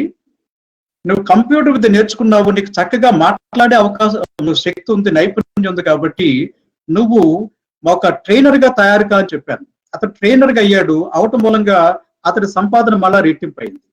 అంటే అర్థం ఏమంటే, మనలో ఉండేటువంటి శక్తి సామర్థ్యాలు అనే వాటికి పొదును పెట్టి నైపుణ్యాలు పెంచుకోవడం మూలంగా ఈ రోజున సేవా రంగంలో మనకు అద్భుతమైన అవకాశాలు కల్పించడం జరుగుతోంది. కాబట్టి ఒకదాని మల్టీ టాస్కింగ్ అనే దాన్ని డెవలప్ చేసుకోవడం మూలంగా you can earn very good amounts. దాన్ని చక్కగా చేసుకోవడం మూలంగా you can rich person. This is what I learned in my life. So friends, పేదరికం అనేటువంటిది తప్పనిసరిగా అవాంఛనీయమైన అంశమే. కానీ పేదవాడుగా పుట్టడం తప్పు కాదు, కానీ పేదవాడుగా చనిపోవటం తప్పు చెప్పారు. కాబట్టి యు కెన్ బికమ్ రిచ్. అవకాశం బట్టి అవకాశం అనే దాన్ని వినియోగించుకున్నట్లయితే everybody can lead very enriched life. ఇక్కడ మనం 5 అంశాలు చూస్తాం. ఇప్పుడు చూడబోయేది ఏమంటే 6వ అంశం. ఇదే రిలేషన్స్. అంటే అర్థం ఏమంటే మనం సమాజంలో జీవిస్తున్నాం. సమాజంలో జీవించేటప్పుడు ఇతర వ్యక్తులతో సంబంధ బాంధాలు అనే వాటిని ఎలా ఉండాలి, మరి మన మధ్య మనుషుల మధ్య కుతంత్రాలు లేకుండా స్వచ్ఛంగా స్నేహభావంతో ఉండడం ఎలాగా అన్నది ఆలోచించడం చాలా ముఖ్యం. కాబట్టి the question which I have asked myself is, what is the length and depth of relations, scale of 1 to 10 in the society? ఉండేటప్పుడు సంబంధం వాటిలో సుహృద్భావం చాలా వెరీ ఆస్పెక్ట్. ఈ ప్రశ్న వేసుకున్న తర్వాత నాకు కనిపించినది ఏమంటే మన సమాజంలో సుహృద్భావ సంబంధాలు అనేవి అంత స్థాయిలో లేవు అని నాకు అనిపిస్తుంది.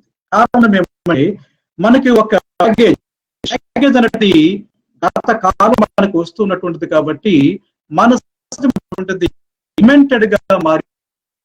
డాక్టర్ అంబేద్కర్ లో చెప్పాలంటే we are living in a segment society, stratified society.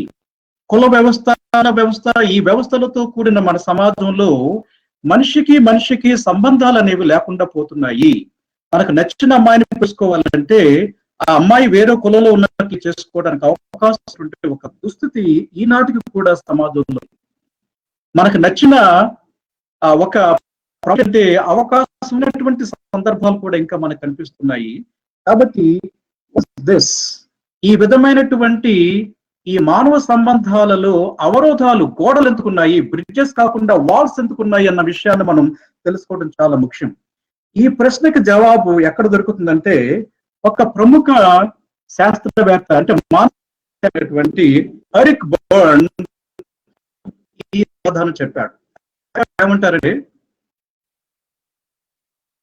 Games people play, మానవ సంబంధాలు అనేవి సజావుగా లేకపోవడానికి గల ప్రధాన కారణం ఏమంటే ప్రజలు మానసికమైనటువంటి క్రీడలు ఆడుతూ ఉంటారు.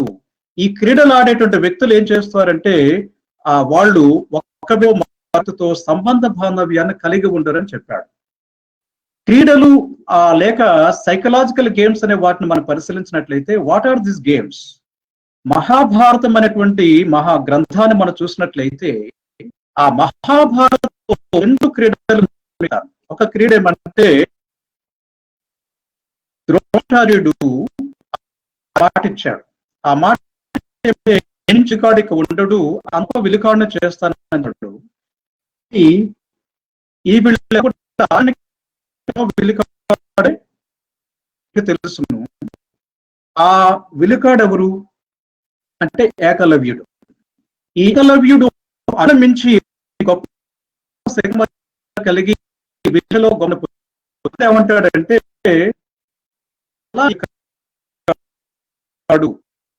ఆ గురువు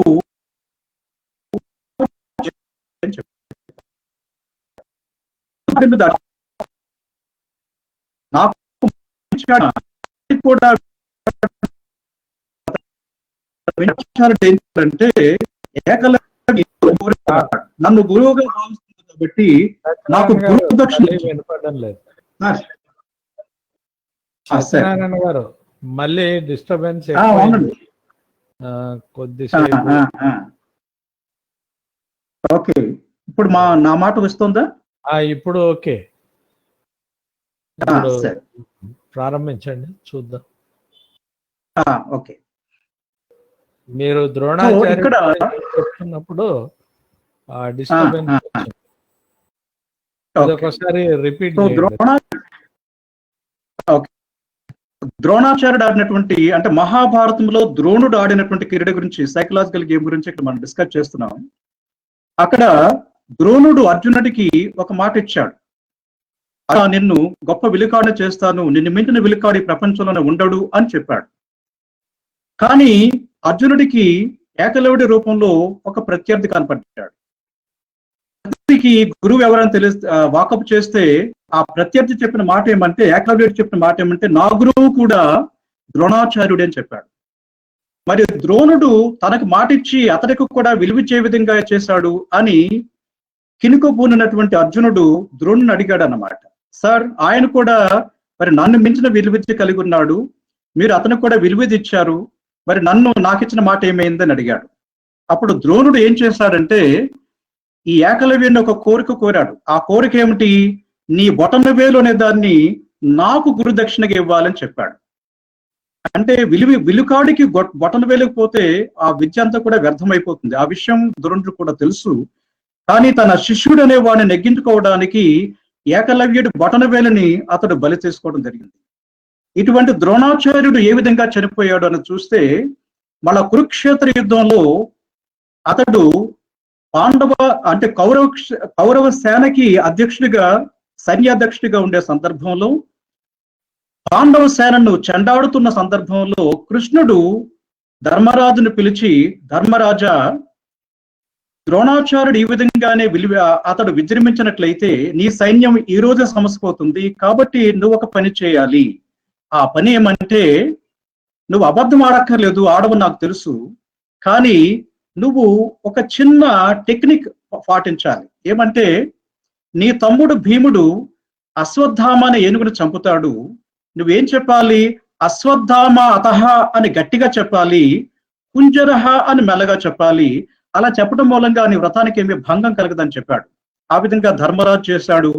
ఆ విధమైనటువంటి మైండ్ గేమ్ ఆడాడు కాబట్టి ద్రోణుడు అస్త్ర సన్యాసం చేశాడు.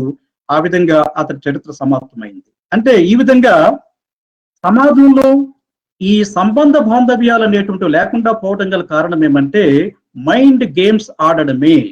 ఈ మైండ్ గేమ్స్ ఎలా ఆడుతారుతో కన్యాసులకు అనే నాటకాన్ని మీరు చూసినట్లయితే గురదాడ అప్పారావు గారు చాలా అద్భుతమైనటువంటి చిత్రణ వారిచ్చారు. సో గేమ్స్ పీపుల్ ప్లే, ఇలా ప్లే చేయటం మూలంగా మనం మనిషికి సత్సంబంధాలు లేకుండా పోవటం జరుగుతుంది. కాబట్టి మరి సత్సంబంధాలు రావాలంటే ఏం చేయాలి? ఎరిక్ బర్న్ ఒక మాట చెప్పారు. ఏమన్నారంటే, living beyond games. Living beyond games అంటే ఈ మేధోపరమైనటువంటి ఈ సైకలాజికల్ గేమ్స్ అనే వాటిని ఆడకుండా ఉండటమే దానికి విరుగుడు అని చెప్పారు. So how can I live beyond games అంటే ఈ గేమ్స్ అనే వాటిని మనము ఆడకుండా సుహృద్భావ వాతావరణంలో ఉండడానికి ఏ విధంగా ప్రయత్నం చేయాలి, అది చాలా ఇంపార్టెంట్. అంటే గేమ్స్ ఎలా ఆడతారో తెలుసుకోవాలి, కానీ మన గేమ్స్ ఆడకుండా ఒక ఇంటిమెసీ అనే దాన్ని దృష్టిలో పెట్టుకుని మనం మసలినట్లయితే, ఒక ఇంటిగ్రిటీతో మనకను అయితే మన పైన విశ్వాసం కలుగుతుంది. అంటే అందరూ మీకు స్నేహితులు వాళ్ళు మాత్రం అలా ఉండబడతారు. ఎందుకంటే వాక్ యువర్ టాక్, మీరు చెప్పిందే చేస్తారు.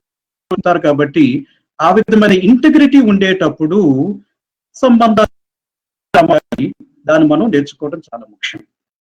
ఇక వస్తే 7వ ప్రశ్న నేను వేసుకున్నది ఏమంటే, ఒక ఉద్యోగిగా ఉండేటువంటి వ్యక్తి ఈ ప్రశ్న వేసుకోవాలి. ఆ ప్రశ్న ఏమంటే, on work life balance. On work life balance అంటే అర్థం అంటే, how can I emerge as a professional in my work and became a multifaceted personality, thereby strike a balance in my life. కొంతమంది పని అంటూ మిగతా అంశాలకు ప్రాధాన్యత ఇవ్వకుండా, కుటుంబానికి ప్రాధాన్యత ఇవ్వకుండా, తమ ఆరోగ్యానికి ప్రాధాన్యత ఇవ్వకుండా ఒక లాఫ్ సైడెడ్ జీవితాన్ని గడుపుతూ ఉంటారు. వాళ్ళు ఎంత విజయాలు సాధించినప్పుడు కూడా జీవితంలో విజయాలు సాధించినట్టు. కాబట్టి వర్క్ లైఫ్ బ్యాలెన్స్ దాన్ని సాధించాలంటే ఏం చేయాలి అన్న దానికి గెరాల్డ్ బెల్ అనేటువంటి వ్యక్తి ఒక మంచి ప్రశ్న వేశాడు. ఇది మనం ప్రతి ఒక్కరు కూడా వేసుకోవాల్సినటువంటి ప్రశ్న. ఈ గెరాల్డ్ బెల్ వేసుకున్నటువంటి ప్రశ్న ఏమంటే,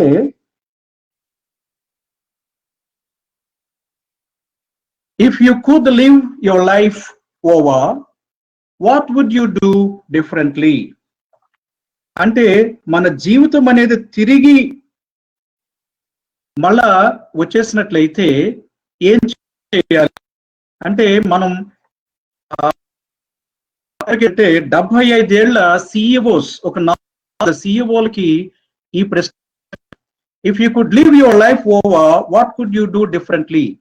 70 ఏళ్ల వయసు ఇప్పుడు మీకు, ఈ 70 ఏళ్ల వయసు వల్ల మళ్ళా తిరిగి మీరు 25,000 యువకులుగా మారిపోయినట్లయితే మీ జీవితాన్ని ఈ విధంగానే జీవిస్తారా, లేక మీ జీవితంలో ఏమైనా మార్పులు చేసుకుంటారా అని ప్రశ్నించుకున్నాడు. అలా ప్రశ్నించుకున్న తర్వాత ఈ 4,000 మంది కూడా చెప్పిన సమాధానం ఏమంటే, no, we want to change our life, we want to change our life. ఎక్కడెక్కడ మార్చుకుంటారు మేము అన్న విషయాన్ని ఆయన చెప్పాడు. ఈ మధ్య ఒక సినిమా వచ్చింది, ఆ సినిమా పేరు ఓ బేబీ. ఓ బేబీ అనే సినిమా చూస్తే అందులో దాదాపుగా 70 ఏళ్ల ముసలావిడ 24 ఏళ్ల పరుసు పిల్లగా మారిపోతే ఆమె జీవితం ఎలా ఉంటుంది, ఆమె ఏమి చేయాలనుకుంటుంది, ఆ విషయాలు చాలా అద్భుతంగా దాంట్లో చిత్రించడం జరిగింది. It's a fantasy, but that's a very good movie. అది మనకి ఒక చక్కని ఇస్తుంది అనమాట.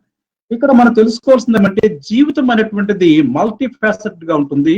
దీంట్లో ఒక 8 ప్రధానమైన విషయాలు ఫ్యాసెట్స్ ఆఫ్ ద లైఫ్. ఈ ఇంపార్టెంట్ ఫ్యాసెట్స్ ఏమంటే, number 1 is the personal. Personal అంటే అర్థం ఏమంటే, మన కోసం మనం ఎంత కాలాన్ని మనం కేటాయిస్తున్నాము. మన కోసం మనం కేటాయించుకోవడం ఏమంటే, మీ ఆరోగ్యం గురించి, లేక మీ శరీరం గురించి, మీ ఫిజిక్ గురించి, మీ గురించి ఎంత కాలాన్ని మనం కేటాయిస్తున్నాము. మనం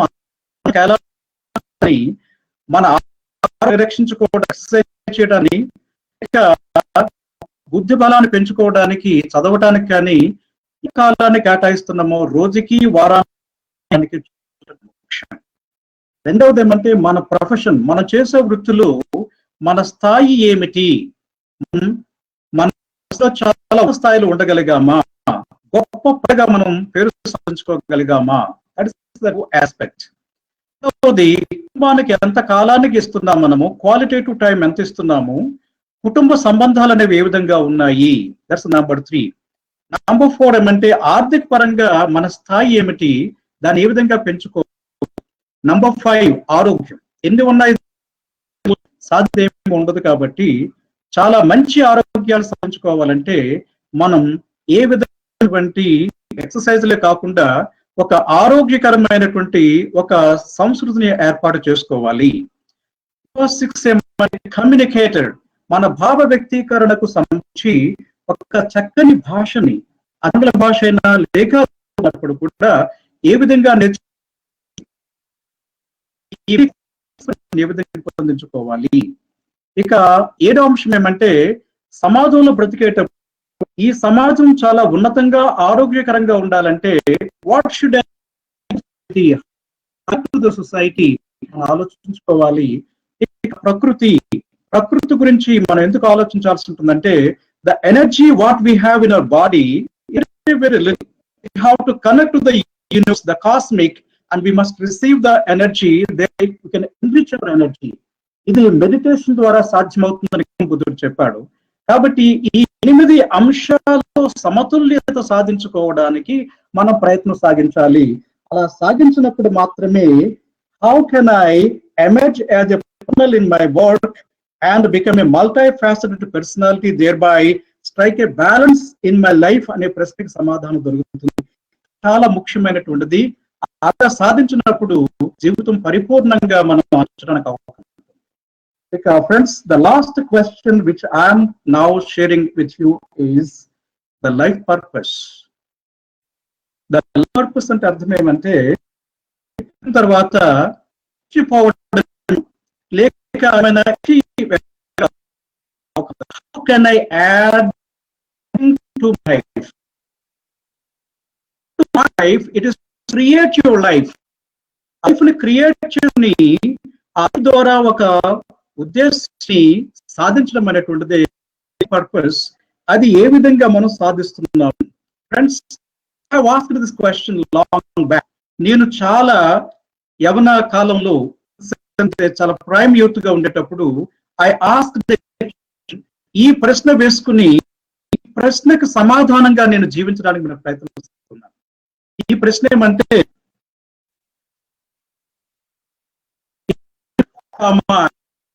have, if who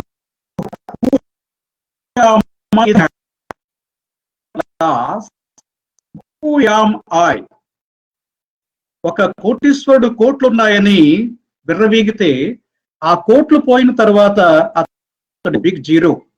మీకు అత్తారింటికి దారేదని బ్రహ్మాండ క్యారెక్టర్ ఎక్కడో యుగాండాలో గనులు ఉన్నాయి అని చెప్పినప్పుడు వజ్రాల గనులు నేషనల్ అయిన తర్వాత where is he is on the roads. కాబట్టి మనకి ఏంది, మన వెనక ఏముంది అన్నది కాకుండా, ఏ ఉద్యోగం ఉందన్నది కాకుండా, నీలో ఏముంది, నువ్వేం సంపాదించావు, నీ వ్యక్తిత్వం ఏమిటి, నీలో ఉన్నటువంటి జ్ఞానం ఏమిటి, నీకున్నటువంటి ఆ మానవ సంబంధాలు ఏమిటి, ఇవన్నీ కూడా నిన్ను ఒక మనిషిగా చేస్తాయి, నిన్ను ఒక గొప్ప రాణింప చేయడానికి అవకాశం ఉంటాయి. Friends, I would like to share here a great personality here. His name is called Viktor Frankl. ఈ ఫ్రాంకల్ గురించి మనం ఒక మాట చెప్పుకోవాలి. ఆయన 1903లో ఆయన ఒక సైకాలజిస్ట్ గా ఉండేవాడు. ఈ సైకియాట్రిస్ట్ గా ఉండే సందర్భంలో హిట్లర్ సేనలు ఆస్ట్రియాను ఆక్రమించుకున్న తర్వాత ఆ ఫ్రాంకల్ గారి, అంటే విక్టర్ ఫ్రాంకల్ తల్లిదండ్రులను చంపేశారు, ఆయన భార్యను చంపేశారు. ఆయన మాత్రం బందీగా తీసుకుని కాన్సన్ట్రేషన్ క్యాంప్ తీసుకెళ్లి రోజంతా కూడా అతని చేత సేవ చేయించడం, రాత్రి అయిన తర్వాత ఆయన కొట్టడం జరిగేది.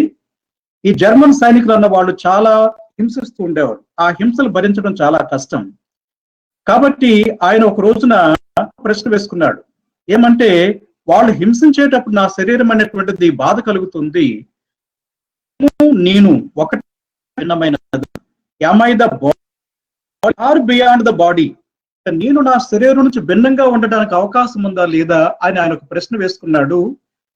1945 అంటే 1945లో ఆయన విడుదలైన తర్వాత పత్రికా విలేకరులు అందరూ చుట్టుముట్టి ఆయన ఒక ప్రశ్న వేస్తారు. Frenkel tell us, how can you survive the onslaught, the punishment of the German soldiers అని అడిగారు. అడిగినప్పుడు ఆయన చెప్పిన సమాధానం ఒక బుక్ రూపంలో ఉంది.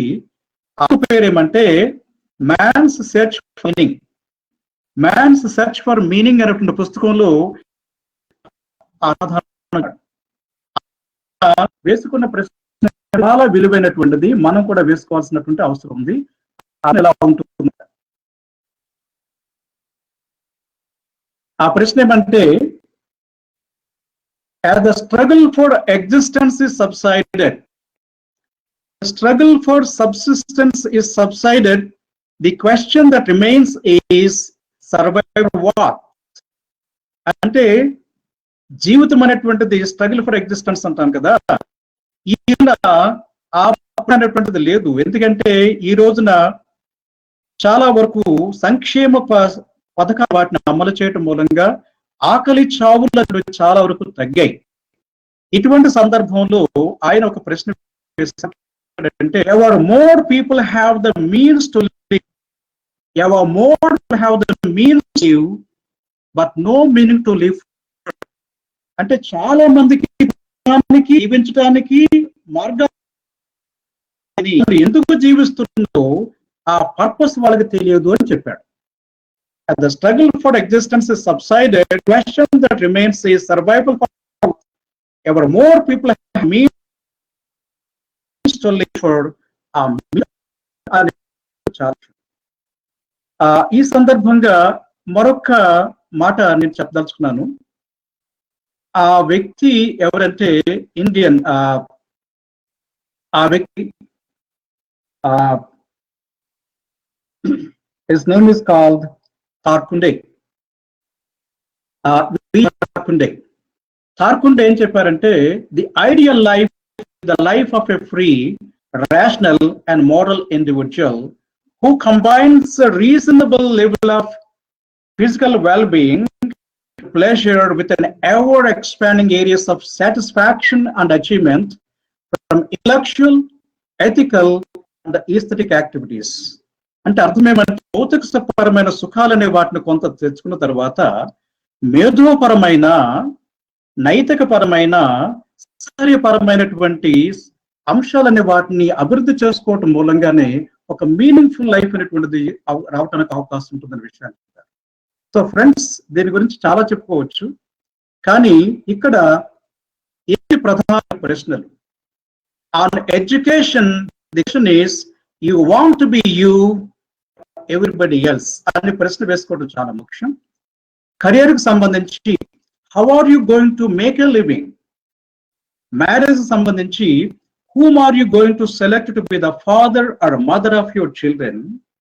జీవితంలో వచ్చే చాలా మంది సంబంధించి what worse that can possibly happen as a result of this failure?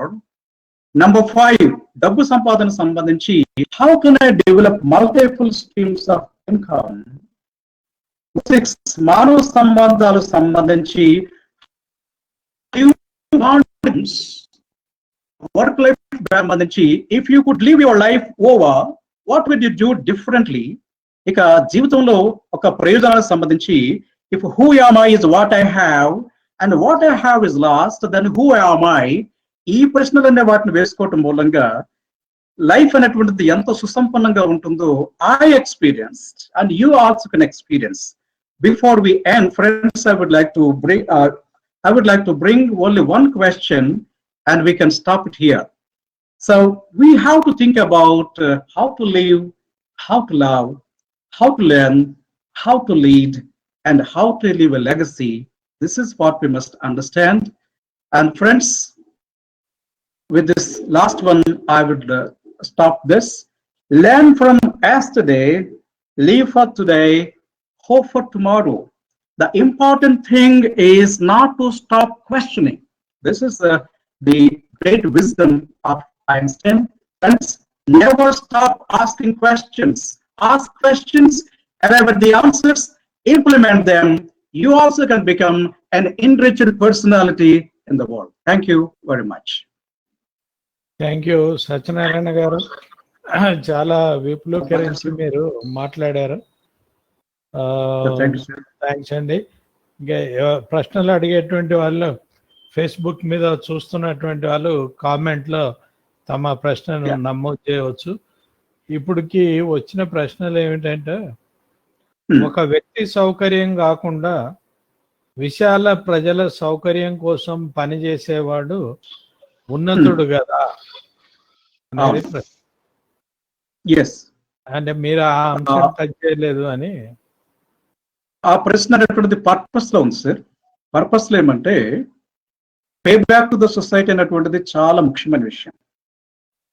అంటే మనం ఏ పర్పస్ తో జీవిస్తున్నామంటే మనం మన సౌఖ్యాన్ని పొందడమే కాకుండా మన ప్రెజెన్స్ ద్వారా ఎంత హెల్దీ సొసైటీని మనం క్రియేట్ చేయగలుగుతున్నాం అనేది చాలా ముఖ్యం. అంటే ఆ పర్పస్ గురించి నేను ఇంకా ఎలాబొరేట్ చేయలేదు. ఎలాబొరేట్ చేసినట్లయితే ఈ ప్రశ్నకి బహుశా డౌట్ వచ్చడానికి అవకాశం ఉండదు కాదు. One thing we must always remember is, ఇంత విజ్ఞానాన్ని సంపాదించుకోవటం, ఇంత ధనాన్ని సంపాదించుకోవటం, ఇదన్నీ కూడా దేనికోసం అంటే it is to pay back to the society. ఎలా పే చేస్తాం? మన దగ్గర లయన్స్ క్లబ్ వాళ్ళు 3T అని చెప్పారు. 3T అంటే అర్థం ఏమంటే treasure number 1, time number 2, number 3 is called the talent. అంటే అర్థం ఏమంటే ధనాన్ని సంపాదించుకోవటం అనేటువంటిది సమాధానికి ఇవ్వటమే. వార్న్ బఫెట్ గురించి చెప్పడం దాని గురించి. అలాగే విజ్ఞానాన్ని సంపాదించుకోవటం అనేది సమాజానికి ఇవ్వడం గురించే. కాలం అనే దాన్ని మనం సాదా చేసుకోవటం కూడా సమాజానికి ఇవ్వడం గురించే. సమాజ ప్రగతిలో ఎవరైతే ఆనందాన్ని పొందగలుగుతారో, వ్యక్తిగతంగా అతడు ఆనందాన్ని పొందగలుగుతాడు, వైయక్తికంగా ఏ వ్యక్తి అయితే ఆనందాన్ని పొందగలుగుతాడో సమాజానికి ఆదర్శప్రాయుడైన వ్యక్తిగా మనగలుగుతాడు. కాబట్టి బోత్ ఆర్ ఇంటర్ డిపెండెంట్. కాబట్టి ఒక వ్యక్తి సంపన్నుడిగా అంటే విజ్ఞాన సంపన్నుడిగా లేకపోతే విజ్ఞాన సమాజాన్ని సాధించలేడు. విజ్ఞాన సమాజం లేకపోతే ఆ వ్యక్తి విజ్ఞానుడికి ఎదగలేడు. So both are interlinked. కాబట్టి ఒక పర్పస్ఫుల్ లైఫ్ అనేటువంటిది ఏమంటే తాను ఆనందంగా ఉంటూ తాను ఒక ఆరోగ్యకర సమాజాన్ని నిర్మించడానికి ప్రయత్నం సాగించాలి. That is the purpose. That is what we have to do. That's what Tarkunde said. That's what other people said. Okay, ఇంకో ప్రశ్న అండి. పేదవాడిగా చనిపోరాదు అని మీరు అన్నారు. పేదరికంలో ఉండటానికి కారణం ఒక వ్యక్తి అవుతాడా? ఆ వ్యక్తే పేదరికంలో ఉండడానికి కారణం అవుతాడా? ఇది చాలా important question sir. I would like to answer this question. ఒక వ్యక్తి ఆలోచించుకోవాల్సినటువంటిది ఏమంటే, పేదరికం అనేటువంటిది ఎలా ఉంటుంది, ఎలా వస్తుంది? పేదరికం అనేది మేధోపరంగా పేదరికం ఉన్నట్లయితే ఆ వ్యక్తి భౌతిక పరంగా కూడా చాలా పేదగాడుగా ఉండిపోతుంటాడు. అంటే మనకి విజ్ఞానం అనే దాన్ని, నైపుణ్యాలు అనే వాటిని నేర్చుకుని మంచి యాటిట్యూడ్ కనుక కలిగి ఉన్నట్లయితే ఆ విజ్ఞానం ద్వారా, ఆ నైపుణ్యతాల ద్వారా ఒక ఉత్తమమైనటువంటి క్వాలిటేటివ్ లైఫ్ ని లీడ్ చేయడానికి అవకాశం ఉంటుంది. ఈ రోజున మన దేశంలో 138 కోట్ల జనాభా ఉంది. ఈ 138 కోట్ల జనాభాలో క్వాలిటేటివ్ గా తమ కాలాన్ని వాడుకున్న వాళ్ళ సంఖ్య ఎంతవరకు ఉన్నది, వాడుకోవడానికి అవకాశం ఉందా లేదా? ఈ రోజున విజ్ఞాన సమాజంలో మనం జీవిస్తున్నాం. విజ్ఞానాన్ని పెంచుకోవడానికి ప్రతి ఒక్కడికి అవకాశం ఉంది. నైపుణ్యాలు నేర్చుకోవడానికి ప్రతి ఒక్కడికి అవకాశం ఉంది. తర్వాత తనకు నచ్చినటువంటి జీవితాన్ని గడపడానికి స్వేచ్ఛ అనేటువంటిది ప్రతి ఒక్కడికి ఉంది. అయితే తమ జీవితానికి బాధ్యత వహించి విజ్ఞానాన్ని నేర్చుకోవడానికి, నైపుణ్యాలు నేర్చుకోవడానికి, స్వేచ్ఛ సాధించడానికి ఎంతమంది పాటుపడుతున్నారు? అలా పాటుపడేటువంటి వ్యక్తి ఏనాడు కూడా పేదవాడిగా ఉండలేడు. డబ్బే పేదరికానికి నిదర్శనం కాదు. సుసంపన్నత అనేటప్పుడు డబ్బు ఒకటే కాదు, చాలా క్వాలిటేటివ్ లైఫ్ అనేది కూడా దాంట్లో ఒక భాగం.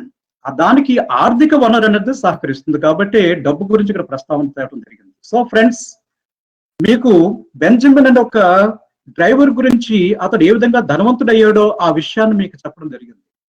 అంటే అర్థం ఏమంటే, ధనాన్ని సంపాదించుకోవాలంటే దానికి అనేక మార్గాలు ఉంటాయి. లీగల్ గానే అది మనం సంపాదించే దాంట్లో ఆదా చేసుకోవటం, దాన్ని మదుపు చేసుకోవటం, దాన్ని కాపాడుకోవటం, ఆ విధంగా ధనవంతుడు కావచ్చు. కాబట్టి my observation is there is no poor man on the earth.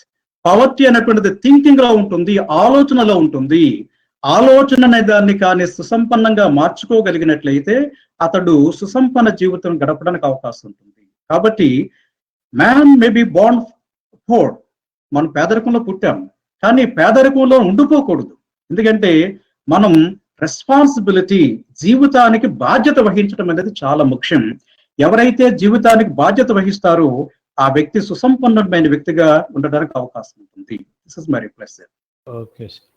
ఇంకో ప్రశ్న అండి, మీరు ఇందాక రేషన్ బియ్యం అటువంటి పథకాలు ఉన్నాయి కనుక ప్రజలు ఆకలి చావులు ఉండటం లేదు అని అన్నారు. తర్వాత ఇంకోటి చాలా వరకు అని చెప్పాను sir. I'm aware of that limitation. ఇంకో సందర్భంగా ఏం చెప్పారంటే, ప్రతి ఒక్కడు 10 నుండి 30% ఎంత సేవ్ చేసుకోవాలి, పొదుపు చేయాలి, అట్లా చేయగలిగినటువంటి ఇదిలో ఉండాలి అని అన్నారు. అయితే ఇప్పుడు విద్యా వైద్య రంగం ప్రైవేటైజ్ అయిపోయిన తర్వాత వాటి మీద ప్రజలు వెచ్చించేటువంటి ధనం వల్ల ఈ రేషన్ కార్డుల ద్వారా, వాటి ద్వారా వచ్చేటువంటి సహాయం కంటే కూడా దీని మీద పెట్టేటువంటి ఖర్చు ఎక్కువగా ఉంటుంది కదా. ఎట్లా ఎంతమంది మీరు చెప్పినట్టుగా 10 నుంచి 30% వరకు డబ్బు ఆదా చేయగలరు, అది సాధ్యమేనా అన్నది ప్రశ్న. అవునండి, ఇది చాలా మంచి ప్రశ్న సార్. నేను definitely congratulate the person who asked this question. ఇక్కడ మనం గమనించాల్సినటువంటిది ఏమంటే, ఒక పేదవాడికి ధనవంతుడికి ఉన్న తేడా గురించి జిమ్ రోమ్స్ అనేటువంటి వ్యక్తి చాలా అద్భుతంగా చెప్పాడు.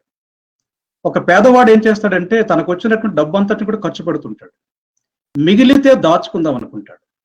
ఒక ధనవంతుడు అన్నవాడు ఏం చేస్తాడంటే, ముందు వచ్చిన డబ్బులో కొంత భాగాన్ని మదుపు చేసి మిగిలిన డబ్బుని ఖర్చు పెడతాడు. ఇక్కడ తెలుసుకోవాల్సిన అవసరం ఏంటంటే, లైఫ్ స్టైల్ అనేది చాలా ముఖ్యం.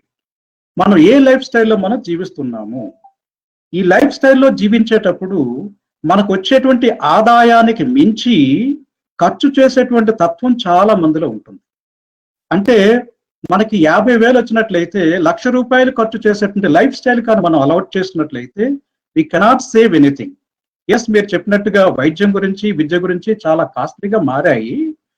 అయితే ఈ లైఫ్ స్టైల్ అనే దాన్ని మనకున్నటువంటి ఆ వనరులో సర్దుకునేటువంటి తత్వాన్ని డెవలప్ చేసుకోవడం చాలా ముఖ్యమైన విషయం.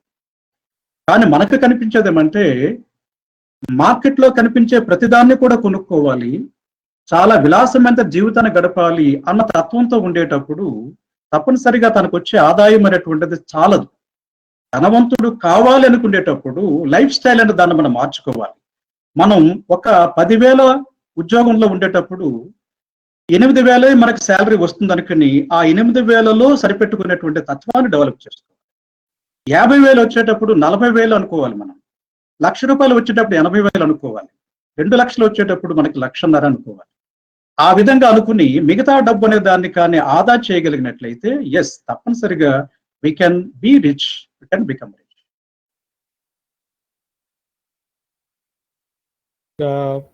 ప్రశ్నలు ఏమీ లేవండి. సతీష్, నీ దగ్గర ఏమైనా ప్రశ్నలు ఉన్నాయా? వినపడ్డం లే, మైక్ ఆన్ చేయి.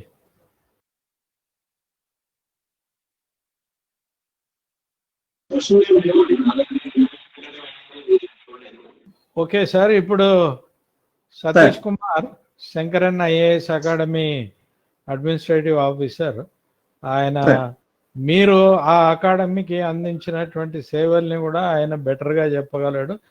వాటిని కూడా జోడించి వందన సమర్పణ చేయాలని కోరుతున్నాను. Thank you sir. Satish,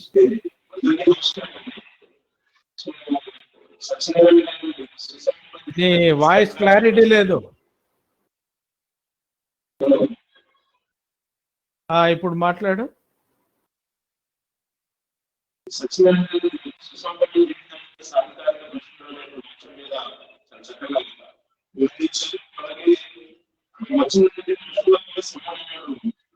voice problem ఉంది సతీష్, సంథింగ్ ఏదో. కొద్దిగా మైక్ దగ్గర కన్నా పెట్టుకొని మాట్లాడు. సచివాలయం గారు ప్రశ్నించేటువంటి తత్వానికి ఉండే పద్ధతిని చెప్పారు. ప్రశ్నలు వేసినప్పుడు మనం మన జీవితాన్ని ఎంత అద్భుతంగా సుసంపన్నంగా సాధించుకోవచ్చు అందరికీ అర్థమైంది. సో ఈరోజు తెలంగాణ చెప్పారు సేవలు ఏ విధంగా అందుతున్నాయో కూడా వాళ్ళు చెప్పిన తర్వాత ముగిస్తారు. వాస్తవంగా ప్రారంభించింది జనవరి 2017 సంవత్సరంలో ప్రారంభించారు. అకాడమీ ప్రారంభించిన ముఖ్య ఉద్దేశం ఒక నాన్ ఆర్గనైజేషన్ ఇది నడవాలని చెప్పేసి. సో యూపీఎస్సీ నిర్వహిస్తున్నటువంటి పార్టీకి ఐఏఎస్ అకాడమీగా దీన్ని ఎట్లా తీసుకెళ్ళాలి, ముఖ్యంగా దేశ భవిష్యత్తు ఉపయోగపడేటువంటి ఒక ఉత్తమ దృక్పథం కలిగినటువంటి ఐఏఎస్ ఆఫీసర్లను తీసుకెళ్ళేటువంటి క్రమంలో ఈ కార్యక్రమాన్ని తీసుకెళ్ళడం జరిగింది. సో మా అకాడమీ చైర్మన్ శ్రీ రంజన్ లక్ష్మణరెడ్డి గారు సత్యనారాయణ స్వామి కలవడం, అలా అకాడమీకి మన సేవలు జనవరి 2017 నుంచి అందుకుంటే తప్పకుండా బ్యాక్గ్రౌండ్ అకాడమీని ప్రారంభించడం కోసం సాయం చేసిన సూచనలు సలహాలు. అలాగే జనవరి 3 మహాత్మా సావిత్రిబాయి జన్మదినాన్ని పురస్కరించుకొని భారతదేశం మొదటి మహిళా ఉపాధ్యాయురాలుగా ఉన్నటువంటి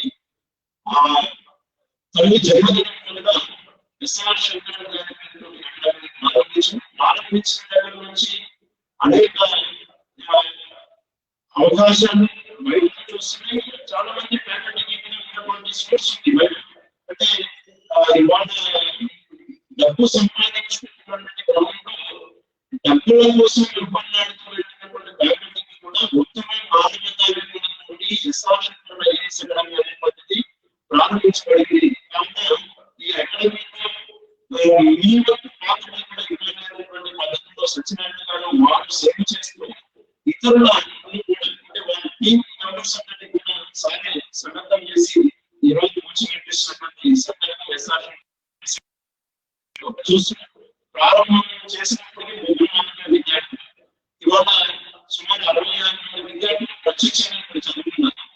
పరోక్షంగా సత్యసాయి సహకారంతో చదువుతున్నటువంటి వాళ్ళు 1000 పైన ఎస్ఆర్ శంకర్ ఉన్నారు. దాంట్లో ఇవాళ స్పష్టంగా తెలుగు సాహిత్యం ద్వారా సత్యసాయి చేసినటువంటి కృషి ఫలితంగా ఇప్పుడు మన అందరం చూసాం. వ్యక్తిత్వాలకు సంబంధించిన ఉపన్యాసానికి అందరం మిగిలి సార్ ఎట్లాంటి ఉపన్యాసాన్ని అనేక